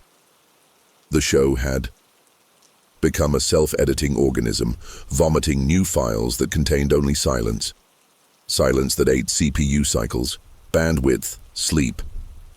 Listeners described dreams full of flickering VU meters and voices they could almost hear. The latest file was titled Splice 03M24s.wav. It was 3:24 a.m. The entity had begun numbering its edits by clock time. Each file length matched the timestamp exactly, as though trimming reality itself. June's wounded arm throbbed whenever a file finished uploading, like the scar tissue was tuning to some inaudible cue. She pressed a fresh gauze pad to the slice. The blood had started printing, faint magnetic patterns in the bandage, brownish ferric smears shaped like waveforms. Her body was becoming tape. Leo, the ponytailed engineer, rolled his chair away from a rack of mute monitors. We've isolated every STL feed, patched us totally analog. Still those ghosts float in on nothing. Voodoo networking, June. Not networking, she corrected, voice brittle. Splicing. She tapped the spectrum. Look. Between the pilot spikes, a faint comb filter appeared. Teeth exactly 0.5 kHz apart, descending. Classic sign of two nearly identical signals, offset in time. The city was hearing both before and after simultaneously. The mixdown created dreadful phasing. Leo whistled through teeth. So we're trapped in a slapback echo chamber the size of the tri-state. June reached for Kara's field notebook, the one security had found next to the smoldering ruins of her apartment. Every page sticky with soot, but still readable. Kara's last entry was half code, half prophecy. Splice, where cut meets bleed. If I don't come back, follow the splice, June whispered. She left a map. She turned to page margin. Doodles, tiny serpents devouring themselves, arrows pointing to a fragment of a dress. 178, Dumont, Side B. Kara loved word games. Side B stank of cassette humor. Dumont Avenue ran through Brownsville, once home to vinyl press plants and one long-defunct audio archive facility, Echodyne Records. Rumor said the company built an underground anechoic vault to store master acetates, an acoustic black hole. It's a perfect splice bench, June murmured. A room so silent you can hear your organs shift, exactly where tape would find slack to cut realities together. Leo rubbed tired eyes. You want to break into a collapsed record label and hope dimension glue is still wet. I want to cut Kara out of the master reel. He eyed her bandaged arm. You'll need a lifeline. She had a 19 kHz whistle, but that tone's compromised. June opened a drawer, pulled out an old Voxen binaural dummy head, 2 high-grade Omni mics mounted in silicone ears. We'll stitch a countersplice, record pure room tone inside the vault. True silence can't phase with itself. Feed that as live input to every channel. A single impedance zero thread, Back to our timeline. Leo frowned. Zero signal is just zero. Not if the ghost rides noise floors. Not zero, June said, and pulled out a cracked cassette from an evidence bag, the scrap labeled "Listeners Ride Free," the one Kara tore from her door. This contains the entity's seed wave. We layer it out of phase with itself, hold both in perfect cancellation. The moment that balance tips, we'll know which timeline is bleeding and cut the splice. Leo considered. You'll need latency smaller than Planck time. We only need smaller than the ghost's reaction time. Kara said it drags by half a second. He leaned back. Then we build a 2-track razor blade. I can hack the FM. Excite her into a live delay line, 1 channel positive, 1 inverted, variable offset. But June, splicing live reality, that's surgery on the air we breathe. You cut wrong, you might erase what's left of us. She pocketed the tape fragment. If we do nothing, the city gets taped over anyway. They borrowed a battered station van, loaded racks, portable reel deck, dummy head rig, battery blocks, an ancient Studer splicing block with razor, and a heavy reel of leader tape, bright white, no oxide. June insisted on the leader. If silence had a physical form, this was it. Rain resumed, tapping the windshield with soft, percussive syncopation, again slightly off time. Streetlights flickered at mismatched frame rates, some at filmic 24 FPS, others at HD TV 60 Hz. The clash making. Shadow strobe. Radio static bled through even with the receiver off. Fields so charged they bypassed circuits. As they crossed Atlantic Avenue, June's phone buzzed phantom alerts. Kara is streaming live now. She swiped. An audio-only broadcast opened. The eye. Progress bar spun but never played. Instead, her own front camera activated, showing her face lit by dash lights. A ghostly tally lamp icon glowed top right. She flung the phone into the glove box. Leo muttered, "He's baiting you." Wants both halves of the duet. June gripped the wheel. Then we duet on our terms. They reached Dumont, block of shuttered storefronts, murals half-peeled. Echodynes. Brick facade still bore a faded sign, "We make your silence sing." Windows boarded, door chained. Leo produced bolt cutters. Metal snapped with a wail that bounced down empty street and back a moment later. True echo from no visible wall. The delayed bark proved space itself had begun to stutter. Inside, rotted acoustic foam clung to corridors like fungus. Somewhere deeper, a reel-to-reel loop played a children's choir, melody warped by stretched tape. Merrily, merrily, life is but a dream. Each stanza slurred slower. They followed arrows Kara had drawn in notebook margins. Left, down, left, until a freight elevator stood open, car sunken half a floor, shaft walls lined in dusty burlap. June's skin prickled. Burlap muffled reflections, a crude anechoic lining, perfect portal material. The elevator had no power. They climbed a ladder into the car, then another down to sub-basement. At bottom, a circular blast door, porthole window opaque with grime. June wiped it. Inside lay absolute darkness that seemed to absorb her flashlight beam. Leo exhaled. Echodyne vault. June taped the VX dummy head to her backpack strap. Mics live, cables routed to a pocket recorder in pre-record mode, buffering but not writing until she hit the button. A Schrödinger capture, both recording and not until observed. She checked levels. 0. "Ready?" she asked. "Born unready," Leo muttered, cracking glow sticks. They spun the wheel. The door yawned. Air whooshed, pulling at their lungs with vacuum thirst. They stepped through. Silence struck like ice. There was no room tone, not even the blood rush in their ears. The glow sticks dimmed, as though photons feared to bounce. Floor panels swallowed footfalls. Perfect anechoic design, wedge foam deeper than arm's reach, old but intact. Generator batteries powered a single desk lamp in middle. Under the lamp, on an isolation plinth, sat something June never expected. Kara's Tascam deck, reels turning though no tape threaded. But the heads glowed phosphor green. Between the reels, a spectral ribbon of light spooled. Memories, maybe. June whispered. Her mouth moved but produced nothing.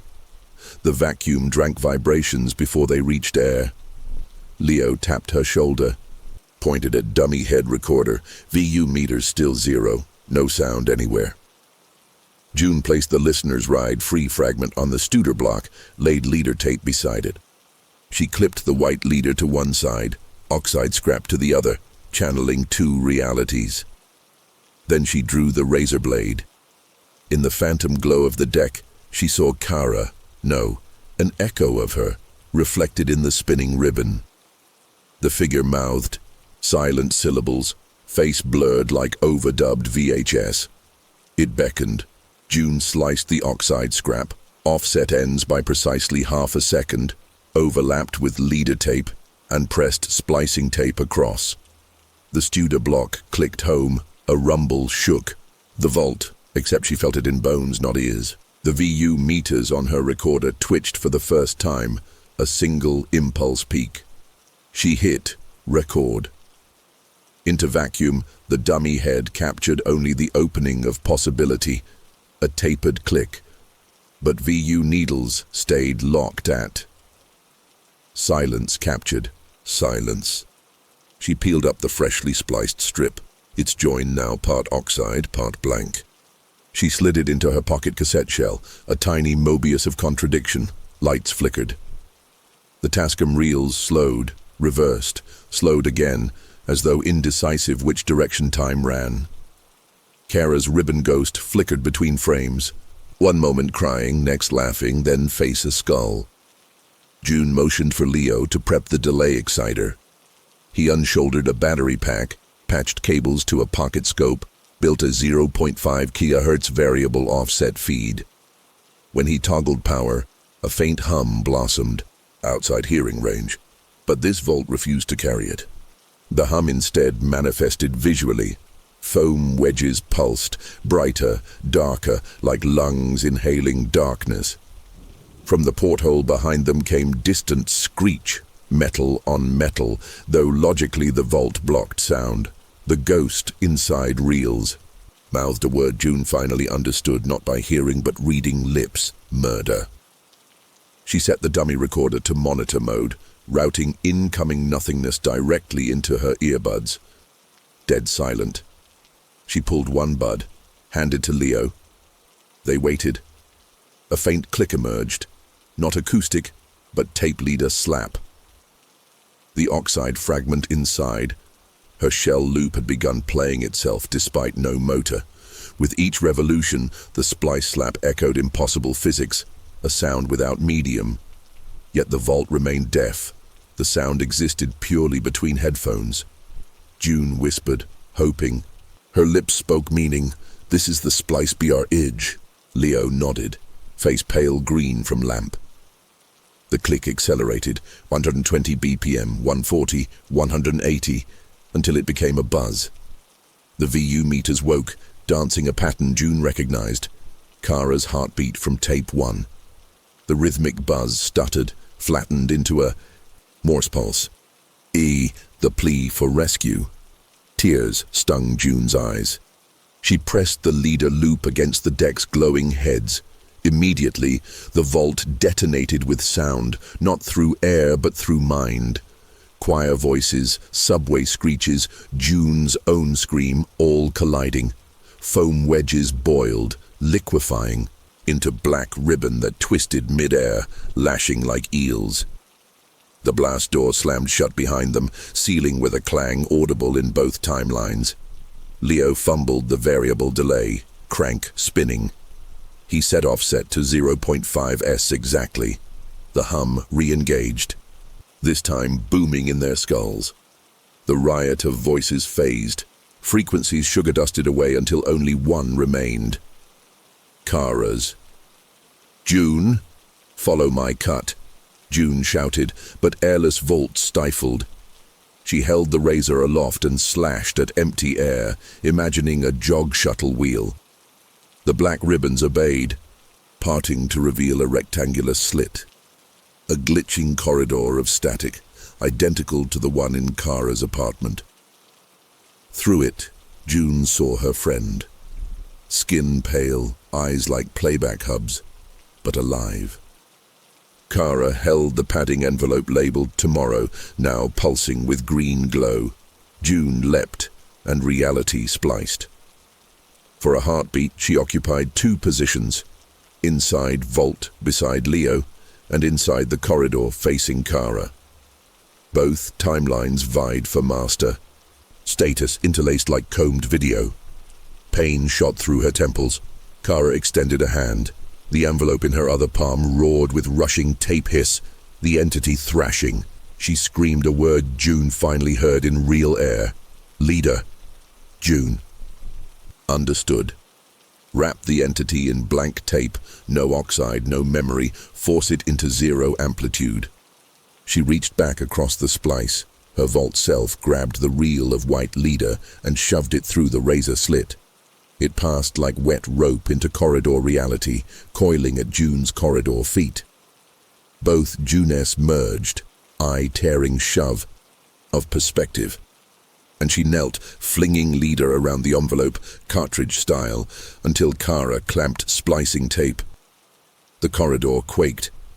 Walls of ribbon snapped taut, dragging screaming voices into fibrils that tightened, shrank, vanished like burnt hair. Light collapsed to monochrome. They burst back into the vault, both bodies landing hard on acoustic wedges that no longer swallowed. Sound. Air slammed into lungs, a thunderous whoomp of returning pressure. The blast door's outer seals hissed open as if some external logic accepted their edit. Leo stared, jaw slack. "You just punched in across realities." Kara, trembling, thrust the leader-wrapped envelope at him. It was silent, cold. "The master take, all murders, all loops. But we can't erase oxide, we can only delete silence. So we overdubbed the ghost with zero." June's bandage no longer bled. The waveform stains had faded, replaced by pristine, white gauze. The city's phasing hush outside, gone. They could feel straight lines again. But Kara's eyes clouded with grief. Still no happy end. He's muted, not dead. Playback heads everywhere are searching for new material. The moment someone records anything over this leader, he'll punch back in. Leo half smiled, awestruck. "So we release the blankest album ever. 1,000,000 boots of nothing, flood the world with silence." Kara exhaled. Dead air. On purpose. June sagged against her friend, exhaustion rolling like tape slack. Extinguished, but unreleased. They trekked back through Echodyne's ruin, with the leader-wrapped envelope cradled like unstable nitro. Each footstep now carried a sound. A comforting scuff, no longer swallowed. Pipes ticked, water dripped. Mundane acoustics returned as if the building were exhaling centuries of held breath. But an unease rode the air. Every so often, the blank tape emitted a faint crinkle, not a hiss, just static discharge like winter laundry. It reminded Kara that tape, even leader, held potential. Unrecorded did not mean inert. At street level, dawn bled orange between row houses. Cars passed with perfectly synced engine whines. Traffic signals beat in standard 60-cycle rhythm. Normal. Yet too normal. A silence behind the noise, as though the city waited for a downbeat that never came. Leo locked the van doors. We drive straight to the transmitter, lay leader signal. On a perpetual loop. Then we press every vinyl, every CD, every streaming file with pure nothing. June shook her head. Not just nothing. The counter-velocity silence we recorded in the vault. That file's our vaccine. She checked the dummy head recorder, still rolling. The stereo track looked flat, but occasional micro spikes suggested subsonic tremors. We'll master this at 32-bit float, push it lossless. Any lossy compression could leave gaps for him. Kara slid into the passenger seat, wrists aching. Biggest drop ever, the sound of absolutely nothing. Side A, silence. Side B, more silence. June laughed, a raw, fragile thing, but it felt good. Then her phone buzzed. A single voicemail from unknown, time-stamped 0000. She hit speaker. No voice. Only Kara's heartbeat, the one stolen from tape 1. But the rhythm gradually slowed. Not menacing, just winding down. When it stopped, a soft click played, the splice slap of leader tape hitting heads. The message deleted itself. Kara swallowed. He's still monitoring, waiting for us to press record. Leo pulled away from the curb. Then let's keep monitors off and meters pegged at 0. If all the world's a tape, we're about to shove it into record safe. Back at WNYC, generators hummed. Staff trickled in, groggy but alive. In the control room, Kara positioned the envelope on a rubber isolation pad. She donned nitrile gloves.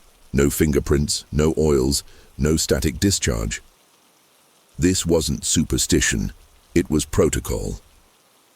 She routed the vault capture into the main door, labeled the session, Dead Air Master Tone.v1. The waveform looked like a straight line, but at high zoom, a faint standing wave shimmer appeared around. 200 dB, quantum-level hum of the universe's background, the perfect anti-sound. June looped it, baked a 24-hour file, triple-checked bit depth. Leo patched the FM exciter, pilot tone off, full-band digital sidechain carrying the silence as metadata. At 09 Baru sharp, they hit transmit, a wave of absence washed outward. Most listeners noticed nothing. Maybe a micro blip as streams reset. A few audiophile forums lit up. WNYC just broadcast a perfect null. My meters bottomed. But the day carried on. Inside the envelope, the leader tape quivered, then stilled. For the first time, no crackle. Kara allowed herself a breath. Channel flooded. Ghost starved. June slumped onto a console. Blood through her bandage looked normal red, no ferric tint. We should archive the envelope at Iron Mountain, beyond reach. Leo began sealing the packet in a Faraday bag. I'll hand deliver, no couriers. Kara's gaze drifted to a rack of outgoing feeds. Terrestrial FM, HD radio, satellite uplink, podcast CDN, smart speaker flash briefing. All green. The entity's old haunt, Parallax's CMS, stood blank except one orphaned episode. The listener inside. Size, 666 bytes. She clicked properties, unable to erase, but it was inert, a ghost file pointing nowhere. She felt an ache. Parallax was her life's work. Now the name tasted of rust. She typed a final post on the show's homepage. The static between stations has been cleared. If you ever hear my voice again, double-check you're tuned to the living. She hovered over publish and froze. The keyboard beneath her fingertips hummed, subtly vibrating. Letters began to appear unbidden in the draft. Record is armed. She yanked her hands away. The letters kept typing, but slower, weaker. Each keystroke looked forced, as though the phantom typist were trudging through mud. Then it stopped mid-sentence. June leaned over, whispered, "He's starving. Let him die." Kara clicked save as draft, not publish. She would not grant him a mic. They escorted the Faraday-wrapped envelope to Leo's jeep. Rain had ceased. Sky, crisp blue. As he drove off, June asked, "Think we'll ever hear him again?" Kara shrugged, eyes ringed with exhaustion. Tape is hungry. As long as someone somewhere wants to resurrect analog ghosts, he'll sniff the oxide.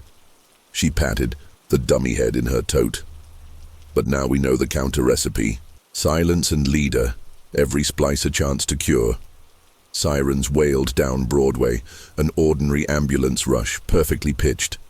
Kara flinched, then smiled when it Dopplered true. Reality synced. June raised an eyebrow. Coffee? Upgrade that to a year of therapy, and we have a deal. They laughed.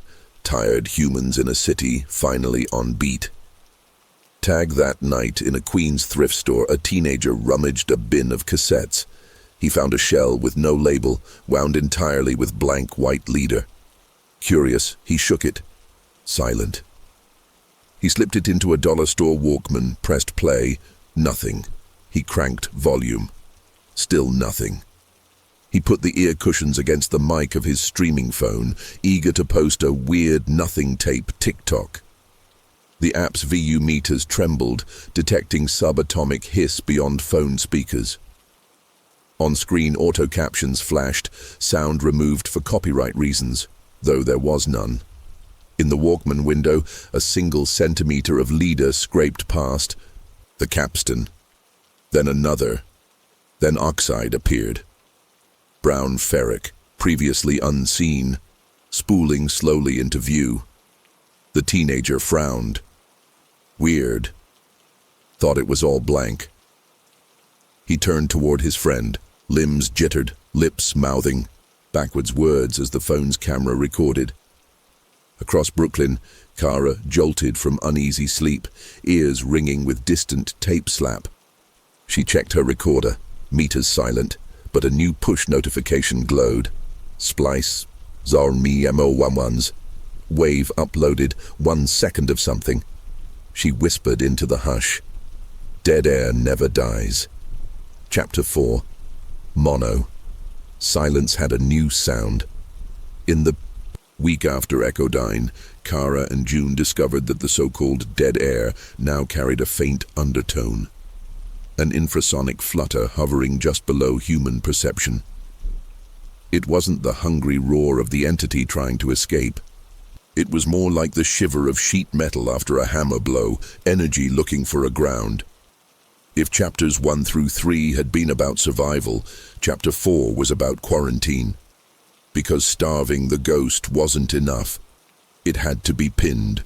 Kara paced WNYC's main studio, a Bronze Age Neve console before her, every fader frozen at 0. She'd spent 72 straight hours testing broadcast paths, FM stereo, AM mono, satellite, smart speaker push. All were clean. Yet her bone conduction headphones, jammed against her scarlet full gain, still caught the sub-40 Hz rumble. No, equipment saw it. Only her nervous system did. June leaned against a rack, arms crossed. It's the ghost's afterglow, like cosmic microwave background. Proof of a violent birth, not the violence itself. We need it down to 1 channel, Kara said. 1 mono thread we can clip. That means luring every remaining copy into a single device. June unfolded a brittle newspaper clipping she'd found in Echodyne's archive, headlined, World's Loudest Mono Recording Set at Tower Museum. The article showcased a 1940s magneton wire recorder, pre-tape tech, using razor-thin steel wire wrapped on reels the size of hubcaps. It once blasted 10,000-watt concerts over AM, mono only. The museum still had it in Queens, mothballed but intact. Kara's eyes lit. A wire recorder is pure magnetics, no left-right, no stereo pilot, no embedded clock. If we play the ghost into that coil, it'll be trapped in 1 continuous piece of ferromagnetic wire. We fuse the ends, loop it forever. He spins but never moves. Wire is brittle, June warned. If it snaps, the coil unravels. Boom. Ghost confetti. Kara shrugged. We sleeve it in epoxy, 1 perfect Ouroboros. Leo, still their stalwart engineer, rolled in a dolly stacked with Milwaukee tool cases. I can rig a portable induction driver, pump the sub-40 Hz undertone straight into the magneton's record head. But we'll need juice. Museum's breakers won't like 600 amps. We bring a generator, Kara said, eyes glinting. Tonight.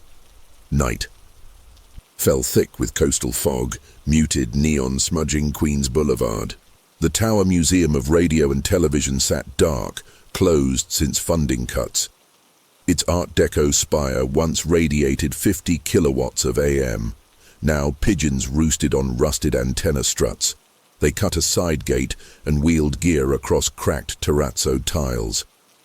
Inside, dusty exhibits glimmered in flashlight beams, vacuum tube amplifiers, ribbon microphones, a looping video of Cronkite, long since frozen mid-smile.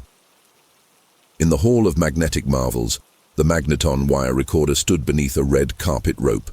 Twin reels empty, plum-colored felt disintegrating around the playback head. A plaque boasted, 1 mile of steel wire can store the entire Gettysburg Address 12,000 times. Leo whistled low. Perfect. A metal snake to swallow a ghost. They unpacked. Gasoline inverter gen, Class D audio amp the size of a microwave, and a wooden drum of high-tensile piano wire. New and pristine. Leo fed one end through the recorder's guides, threaded the head gap, soldered it to the take-up spool. 10 minutes later, a full mile of mirror-bright wire sat ready. June produced a thumb drive. The vault's counter-silence layered with the infrasonic undertone. This is the bait. We broadcast silence with his own scent. Kara hesitated. Once we hit record, every latent copy will follow. Phones, smart fridges, traffic lights. He'll pour through RF like mercury to ground.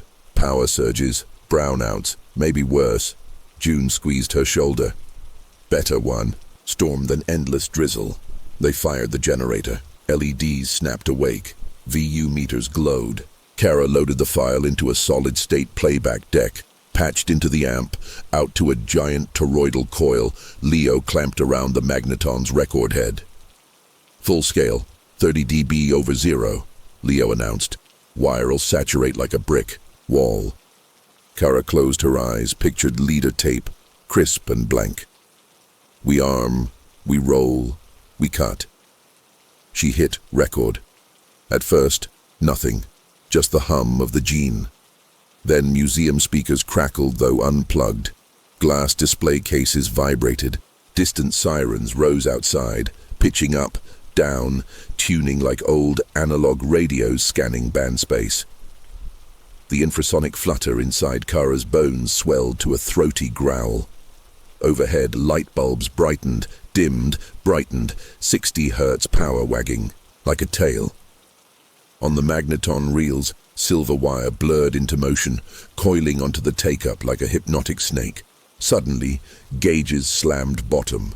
The wire hit magnetic saturation. Yet playback monitors howled, meaning more signal than physics allowed was pouring in. The ghost was compressing itself. Folding dimension. June stared at the reel. A dark patina crawled along the wire behind the head, a discoloration like ferric rust blooming instantaneously. It formed shapes, peaks, troughs, waveforms visible to the naked eye. The ghost was writing. Kara felt her bandaged wrist itch. Under gauze, waveform bruises resurfaced. She grimaced, kept hand on the deck. Wire meter ticked, 90% full. Leo called. Out, loop splice in 15 seconds. He pre-stretched the free tail, tinned with solder. 10 seconds. Streetlights outside exploded in showers of sparks. Inside, CRT displays flicked on, each playing a different murder scene Kara knew too well. Hammer killings, organ harvests, seamless 16 mimitoria loops with no projectors. 5 seconds. The air felt viscous. Moving arms was like dragging through. Honey. Sound reached them a beat late, lagging lips. 3, 2. Leo slammed. Stop. Clamped the wire. Kara snipped and fused ends, solder hissing as it cooled. The wire now a single seamless ring. She spun the take-up by hand, freewheeling, loop forever attached to itself. Energy had nowhere to travel but circles. A bass drum thud shook the hall as if God flicked a subwoofer. Every rogue CRT popped, glass dust sparkling. Sirens outside fell silent mid-wail. Power stabilized. The infrasonic growl inside Kara's bones drained away, replaced by emptiness so pure it made her dizzy. June exhaled a sob. Leo killed the gene. Sudden hush felt like stepping off a locomotive. Kara lifted the wire ring, now warm. Rust patina faded, leaving bright steel. To be sure, she held an induction probe near. It read max field, then decayed to 0. Signal trapped, slowly dissipating as eddy currents bled through iron frame. A ghost in a mousetrap. She smiled. Mono accomplished. They encased the ring in epoxy inside a clear polycarbonate drum, laser-etched, "Do not play" on every face. Leo would deliver it to Brookhaven's cyclotron vault, 40 feet underground, behind radiation locks. Job done.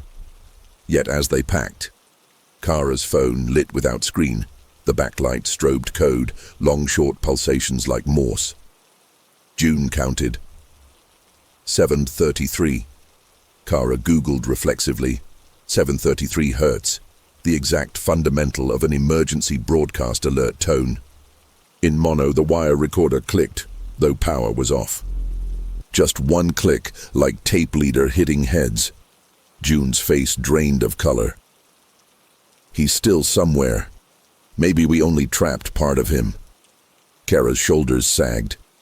Which means the ghost isn't a single copy. He's a chorus. We isolated the lead vocal, but backing tracks are still loose. She looked at the magneton case, epoxy curing around silent wire. One ring subdued. Millions to go, the chapter's moral hit like dead air. Silence can't be mixed. It has to be mastered one channel at a time. Dawn smeared violet across the Queen's skyline by the time the magneton ring sat sealed in epoxy. Leo lifted the solid drum. It weighed like a car tire now, an uncanny hush radiating from its core.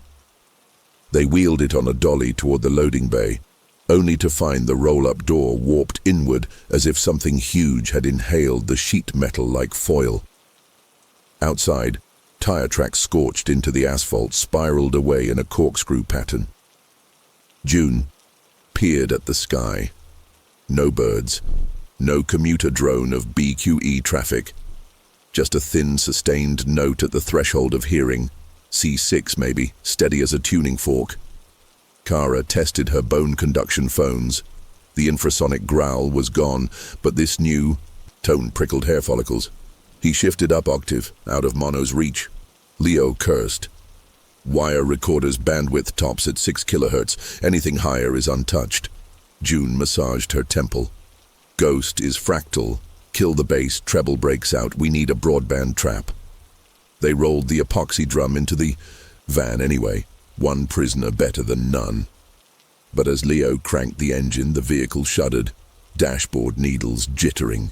The C note in the air rose a half step. C-6. Then another. D6. Like an invisible hand turning a pitch wheel. Kara's phone display flickered. Parallax Live Now, 139K listeners. No server should have audio with their feed deactivated. She tapped. A single sine sweep glided upward, unstoppable. Leo shut the engine. That tone'll cook alternators. We hoof it. They grabbed essentials, dummy head recorder, portable spectrum tablet, and Kara's last reel of White Leader. The museum's neighborhood had turned cinematic. Shop windows rattled to harmonic resonance. Car alarms hissed as piezo sirens failed. Every pane of glass jittered like liquid mercury. June watched a bus shelter collapse, tempered glass panel disintegrating into cubes the size of sugar. The pitch climbed past 5 key yards, well into dog whistle territory. Stray mutts howled, bolted. Kara realized something. He's not just screeching. He's tuning, searching for a critical frequency match. She remembered vintage news of opera singers shattering goblets. Find Brooklyn Bridge's resonant mode. The skyline collapses. A mono-apocalypse. They needed to choke the sweep before it found resonance. Kara opened her Spectrum tablet, a gliding spike climbing 100 Hz per second. At that rate, it would cross 8 kHz, sweet spot for plate glass resonance, in half a minute. Leo unslung his field amp. I can inject pink noise across the band. Bury the spike in chaos. June shook her head. Chaos is his medium. He'll ride the noise. We need pure contrapuntal tone, equal amplitude but inverted phase, exact mirror, a static negative of the sweep, impossible without time travel. Not if we predict, Kara said. She dialed the tablet's math mode, plotted the spike's slope. Linear ramp, F-tran 100 RT plus C. She generated a second sweep descending on same slope, started it from 18 kHz down.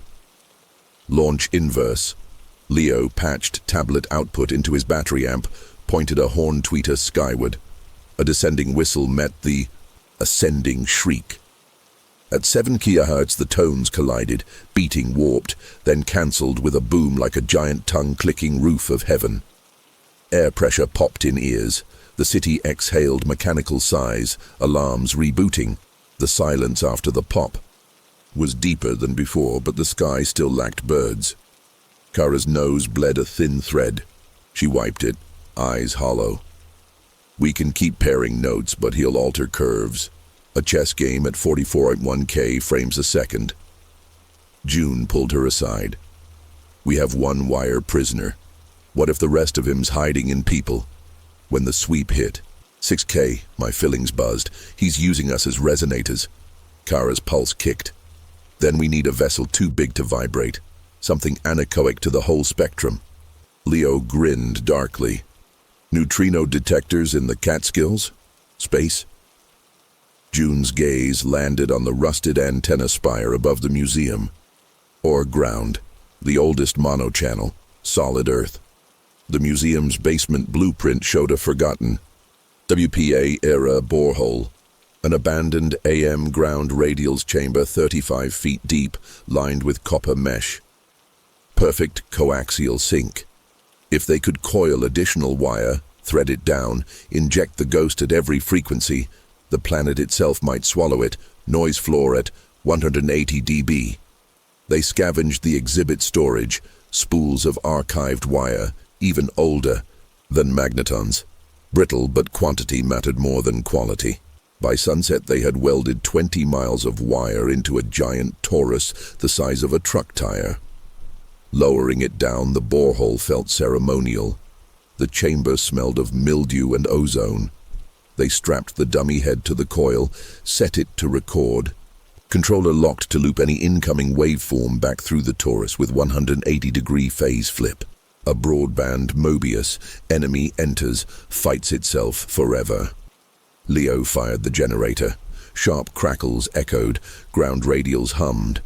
Kara monitored spectrum, ambient hiss, rumble of subways, faint chatter of VHF taxicoms. Then a new spike formed. Not one, but many. Harmonic ladder from 30 Hz to 18 kHz. The ghost answered the challenge. June hit phase invert on. The ladder doubled. Each original tone now mirrored by its negative, locking into perfect figure eights. Kara's display, saturated.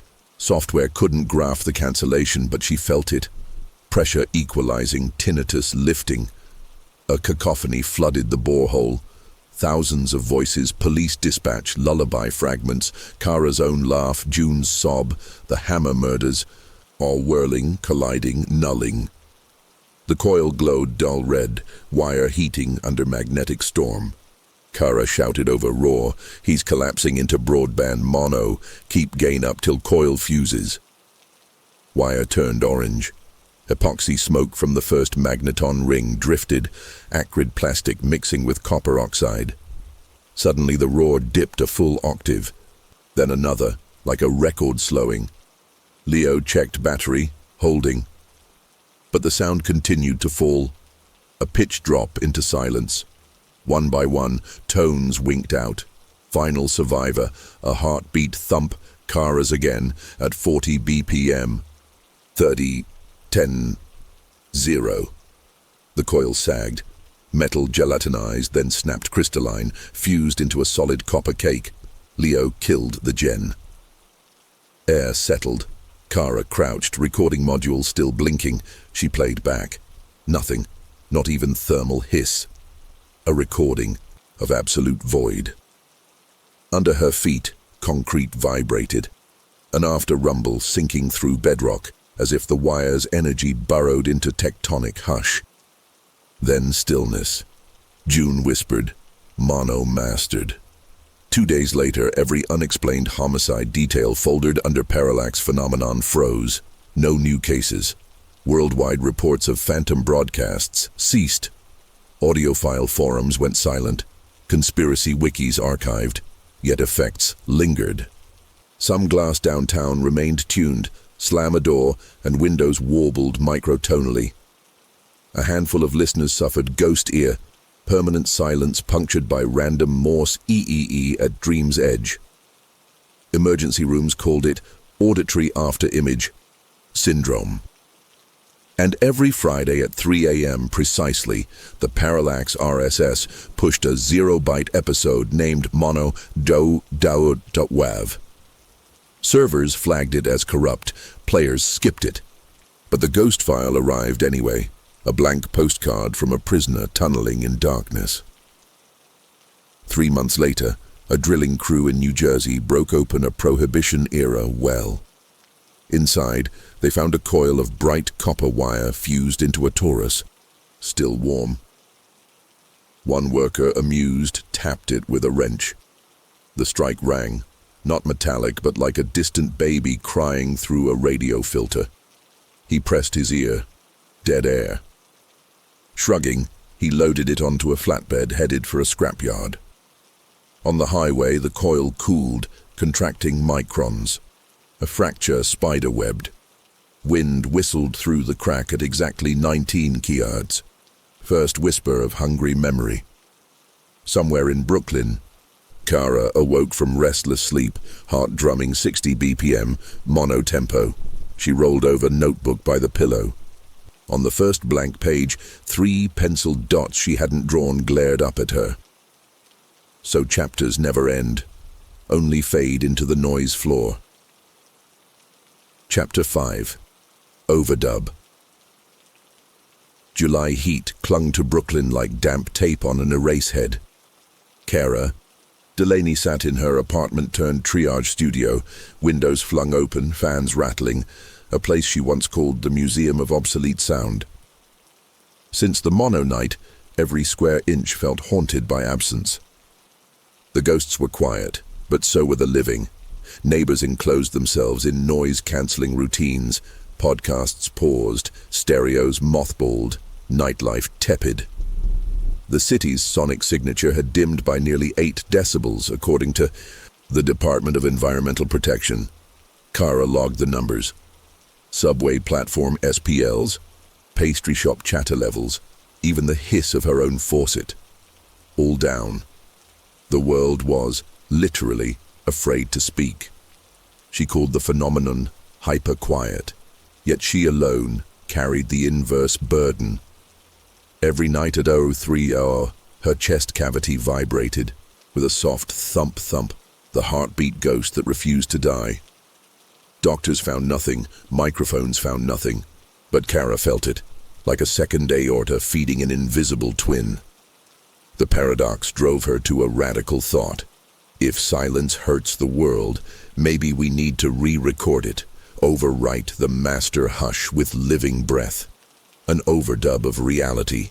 She called June and Leo to WNYC Studio G, the live room with cathedral ceilings and velvet isolation curtains. Leo arrived first, lugging a Pelican case filled with fresh ribbon mics and a pristine Studer A827 multitrack, the kind rock legends once used.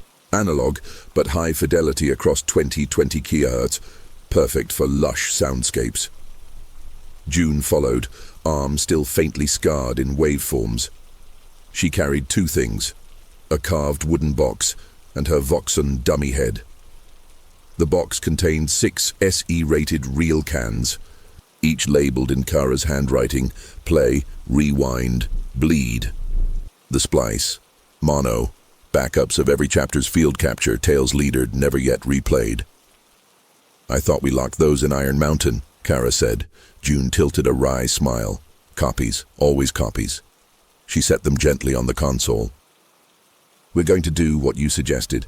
Record life over death. Turn every silence into a living vocal track." Kara's eyebrows rose. "You mean broadcast us?" "Not us. Everyone," Leo said, flicking a breaker. Monitors warmed, VU needles flicked idle. Tonight's citywide open mic. Thousands of listeners speaking at once, piped into a master reel, then looped through every transmission path. Real human timbre at full bandwidth, 24-hour chorus drowning whatever ghost bits remain. June placed the dummy head on the floor, aimed at center of the room. Binaural capture, zero processing, pure presence.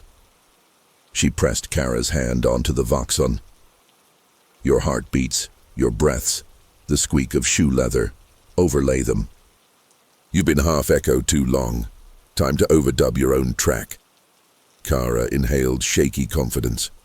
"What if he samples and remixes us?" June opened the wooden box's lid. Inside lay a spool of matte black optical tape. No magnetic layer, only laser-exposed micro-perforations. No oxide, no magnetics. He can't live on photons. We master the chorus here, then print to optical. CD-ROM style, but analog light. Patterns. He can haunt wires all he wants. He can't rewrite light already burned in plastic. Leo patched patch bays. Analog optical recorders janky, but print once, read many. We press 50 master rings by dawn. Kara listened for the phantom thump. It was there, yes, but softer. Maybe the ghost sensed redundancy closing in. Midnight. They cracked WNYC's digital firewalls so the studio talkback bus could route to a public WebRTC link. June tweeted from the dormant Parallax account. The re-recording session, midnight to dawn.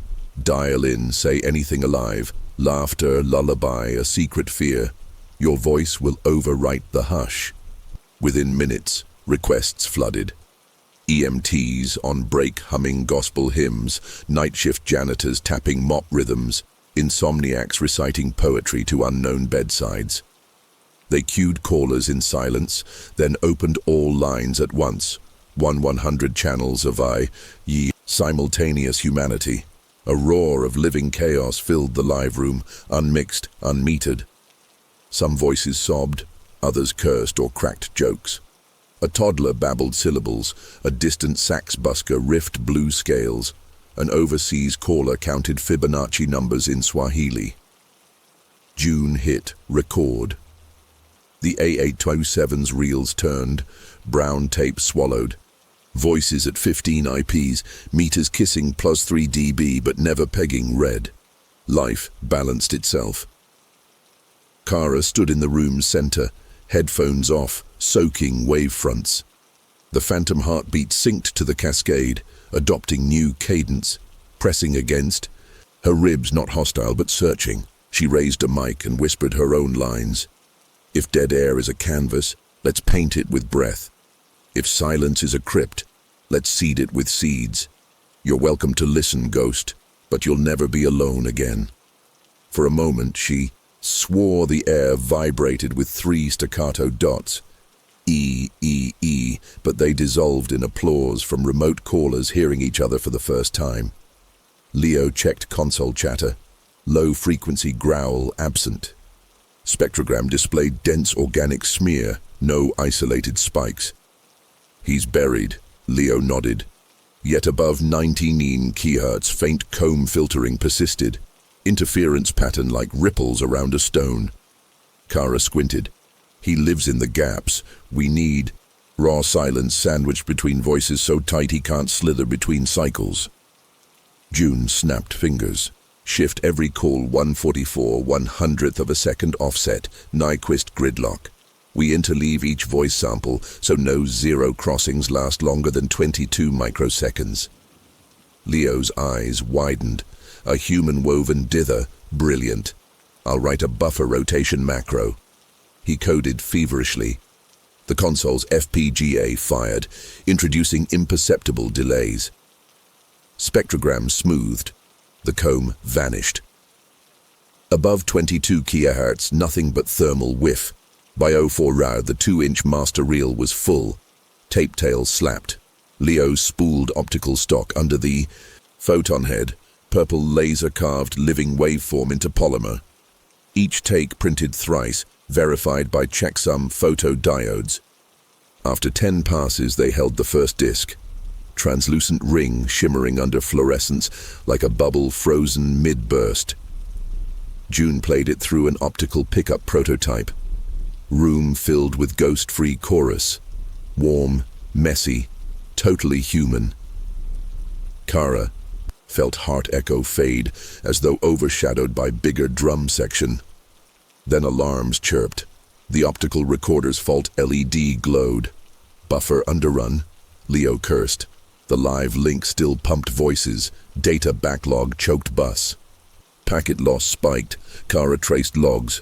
One IP hammered the server with blank RTP packets, zero payload at ultra-high rate, forcing congestion. A denial of sound attack. Source, local host, the studio router itself. Static blossomed in headphones. On spectrogram, a single line rose. Exactly. dB. Absolute silence, yet high entropy. The ghost had found the only weapon left. Digital silence. June yanked network cable. The static cut. Optical recorder resumed, but the disc now bore a sector of pure laser dark, no modulation. Leo scanned. It appeared as 0xFFF blocks. Dead digital nothing. A foot in the door. Kara's phantom heartbeat returned.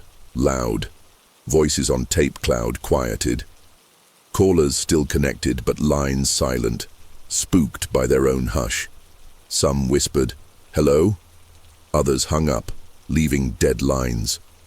The ghost was overdubbing their overdub, injecting null segments. "We finish offline," Kara decided. "Dump calls to local buffer, 7net." Leo rerouted telco trunk into a DAT deck. June phoned Leo's cell to feed analog path. The human chorus shrank to 50, then 20, but remained real. They printed a fresh optical copy, verifying every frame. This disc glowed steady, no bad sectors. Kara sealed it in anti-static bag marked Master 0. "What about distribution?" June asked. Kara smiled grimly. "We go physical. Courier on foot, press vinyl, etch glass, carve stone if we must. Analog light locked in matter." Outside, sunrise leaked gold. The studio smelled of warm capacitors and spent adrenaline. Kara listened. No infragrowl. No comb. Just air. Yet she sensed the ghost not slain, only muffled beneath layers of laughter and tears. Overdubbed until someone hits mute. 2 hours after sunrise, Leo's Jeep idled outside Mercury Lathe Works in Jersey City, one of 3 vinyl press plants still operating on the East Coast. The owner, Mrs. De Laurentiis, owed Kara a favor. For a previous documentary, she unlocked the corrugated gate without questions, then stared wide-eyed at the translucent Master 0 disc Kara produced from its anti-static shroud. "Looks empty." "Exactly," Kara said. "Side A is a 9-minute track of everything alive. Side B is 16 minutes of nothing at all, and that's the hook." The plan: cut 1,000 heavyweight 12 inches, each with a locked groove so the final second of the chorus repeats forever. Labels would read only the sound of us. No streaming, no digital code. Every copy an acoustic talisman people must physically spin to keep the hush at bay. Mrs. De Laurentiis cued the Newman lathe. Stylus dropped. Instead of silence, the cutter. Head shivered, subsonic flex like a swallowed growl, then stabilized as living waveform etched the lacquer. When it hit the blank side bands, styly traced smooth spirals, lacquer chips flying like snow. Halfway through the batch, a test press hit the monitoring deck. The needle sank. Speakers bloomed with the night's chorus, babies squealing, street drummers, lovers laughing between I love yous. Kara's phantom heartbeat tucked beneath, barely audible. June exhaled relief, but as the locked groove repeated its final second, a faint reverse whisper bled in. E, E, E, lower than noise floor, yet physically carved. The ghost had piggybacked on residual rumble, sneaking into the final rotations. Mrs. De Laurentiis lifted the arm. The spectroscope confirmed a rogue plus 0.7, a modulation hiding just below 30. Hazy too deep to hear on tiny speakers, but on subwoofers. A Trojan pulse. Leo cursed. He's etching below RIAA curve, knowing mastering filters won't catch DC drift. Kara thought fast. Widen the locked groove. Make it a runoff. No loop, no ending. Music rolls into dead wax. Stylus skates off. Nothing for him to occupy. They recut side B, letting the chorus fade into an endless centrifugal coast. Test press 2. Clean. EEE gone. Presses thundered. PVC pucks molded. Shrink wrap hissed. By afternoon, pallets of the sound device filled the loading bay. Volunteers, podcast fans, musicians, cabbies formed a chain, each sworn to hand-carry 10 records to cafes, bodegas, laundromats, anywhere background playlists once reigned. The only rule, play them loud, never rip them to digital. Kara watched boxes vanish into vans and bike carts, a grassroots distribution of analog antibodies. Success carried a cost. After 48 straight hours awake, Kara collapsed on her couch. She dreamed of walking a tape corridor lined with doors. Behind each door, one of her own memories played on loop. The ghost appeared, mute, pointing to sticky notes labeled Take 1, Take 2, as if offering her a chance to overwrite memories as she had overwritten him. She woke gasping. June sat nearby, scrolling forums, people posting videos of the vinyl.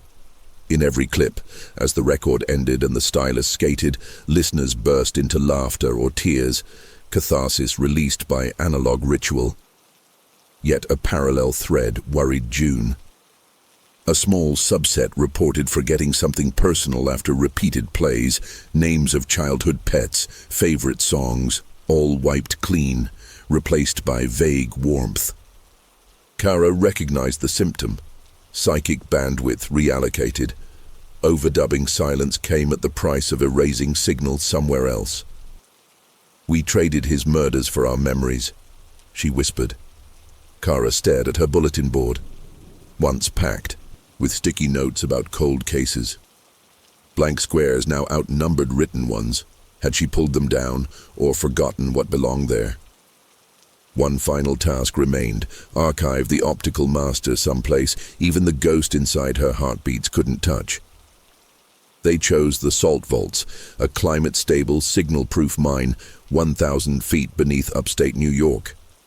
Descending in the cage, elevator. Kara's phantom thump slowed, as if massed earth damped it. A good sign. In the storage chamber, they placed Master Zero inside a quartz glass clamshell, then submerged it in inert argon. A total, beautiful analog of silence. As they ascended, June asked, "What if somebody digs it up in 50 years, plays it wrong?" Kara managed a tired grin. "Then they'll hear us laugh and cry in languages they don't know. Maybe that's enough warning." 3 weeks later, a viral TikTok surfaced. A college DJ scratching the sound of us live on air. The slip mat slipped. The stylus carved backward across the runoff groove, scraping deep into label paper, resurrecting the sub-30 Hz rumble they'd cut out. Viewers laughed at the ghost wub. Within hours, phones near dorm stereos lit with push notifications. Splice. Oh. M00s. Wave uploaded 0 seconds. But inside the nothing, 3 dots waited. Kara's heartbeat kicked like feedback. The world had overdubbed hope, but the tape was still rolling. Chapter 6. Dead Air. USB 88.3's midnight set was never meant to trend. DJ Zeke, a sophomore with a fondness for retro gear, cued the sound of us on a battered Technics. He wanted to prove vinyl still mattered, so he live-streamed the platter's entire locked groove drift while chatting over top. Halfway through, a caller dared him to scratch the silence. Zeke dragged the disc backward, hard. The stylus skittered, gouging into label paper, then caught a deeper ridge where the runoff groove met center dead wax. A low whump rolled from the subwoofer, below audible to stream listeners but powerful enough to shake the dust off ceiling tiles. Twitch. Chat exploded. "Bruh, your room just burped!" Zeke laughed, replayed the wobble, and looped it underneath his mic. He called it the Ghost Wub. That wub, a 29.7 hertz burst, radiated through the rickety FM transmitter, slewed across the university's VoIP codec, and finally surfaced as a mute frame in the stream's adaptive bit rate ladder. Exactly 0 seconds of data at dB. The CDN servers flagged it as silence, but they replicated it anyway, millions of times, because blank packets are cheap. At 03:00, Kara Delaney awoke to the familiar thump-thump behind her sternum. Only this time it didn't sync with her pulse. It led it, like a conductor reclaiming the baton. Her phone buzzed with a push alert she'd sworn was disabled. Splice dos emiweros. .wave uploaded. By dawn, oddities cascaded. Smart speakers refused to play anything but faint vinyl crackle. Subway PA chimes devolved into reversed door slams. Baby monitors whispered 3 soft clicks in perfect Morse E. Hyper-quiet was over. Hyper-phase had begun. Kara, June, and Leo reconvened at WNYC, eyes red, vinyl shards in Kara's coat pocket. She'd driven straight from Stony Brook with the damaged record sealed in an evidence bag. Within the control room, spectrum analyzers howled. Every silence now contained a hairline notch at 29.7 hertz. Proof the ghost had located a new foothold. The groove carved by Zeke's stylus. June placed her scarred arm on the console. Tiny tremors ticked veins in time with the notch. "He's back, but narrower, compressed like an MP3. That makes him stronger, not weaker." Leo scowled at a server rack. "We cut low-cut filters everywhere, but the packet's 0 length. He rides metadata, not waveform. We're facing a meta-ghost." Kara stared at the broken vinyl under forensic light. The scratch looked like a canyon, bottomless, jagged, a literal path back into the world. She whispered, "He needed a physical scar to unzip the optic silence. Now he's slicing again." "Then we close the groove," June said, voice trembling. "We make the opposite of a scratch, the perfect flat. No data, no carrier, no time. We pause reality." Leo blinked. "A global pause? You'd need every oscillator, every NTP clock, every heartbeat to freeze at once. Or," Kara ventured, "one master clock bigger than the Earth, a celestial one." Her gaze rose to the studio's skylight where a hazy grey disk floated. The moon, nearing perigee and a total eclipse 3 nights away. Ancient lore said eclipses stopped birds, chilled wind. A pause button painted on the sky. June's eyes widened. "We sync humanity to the eclipse umbra. One clean edit point. No sound before, no sound after, just a hard cut. If everyone everywhere holds breath for those 84 seconds of totality, the ghost can't traverse the gap." "A global mute?" Leo laughed incredulously. "You'll need presidents, pop stars, phone carriers, all agreeing to a blackout." Kara pulled out her press credentials, her half-faded parallax clout, and a drive full of horror. "Then we scare them. We stream him unfiltered. One last time." With help from civic emergency channels, they scheduled an 18-1 press conference. Kara showed reporters the vinyl scratch under electron microscope. June played slowed-down clips of newborn monitors uttering EEE. Leo displayed spectrum graphs, but headlines refused to bite. Podcaster who cried ghost again. The world, starved of happy news, scoffed at another sonic apocalypse.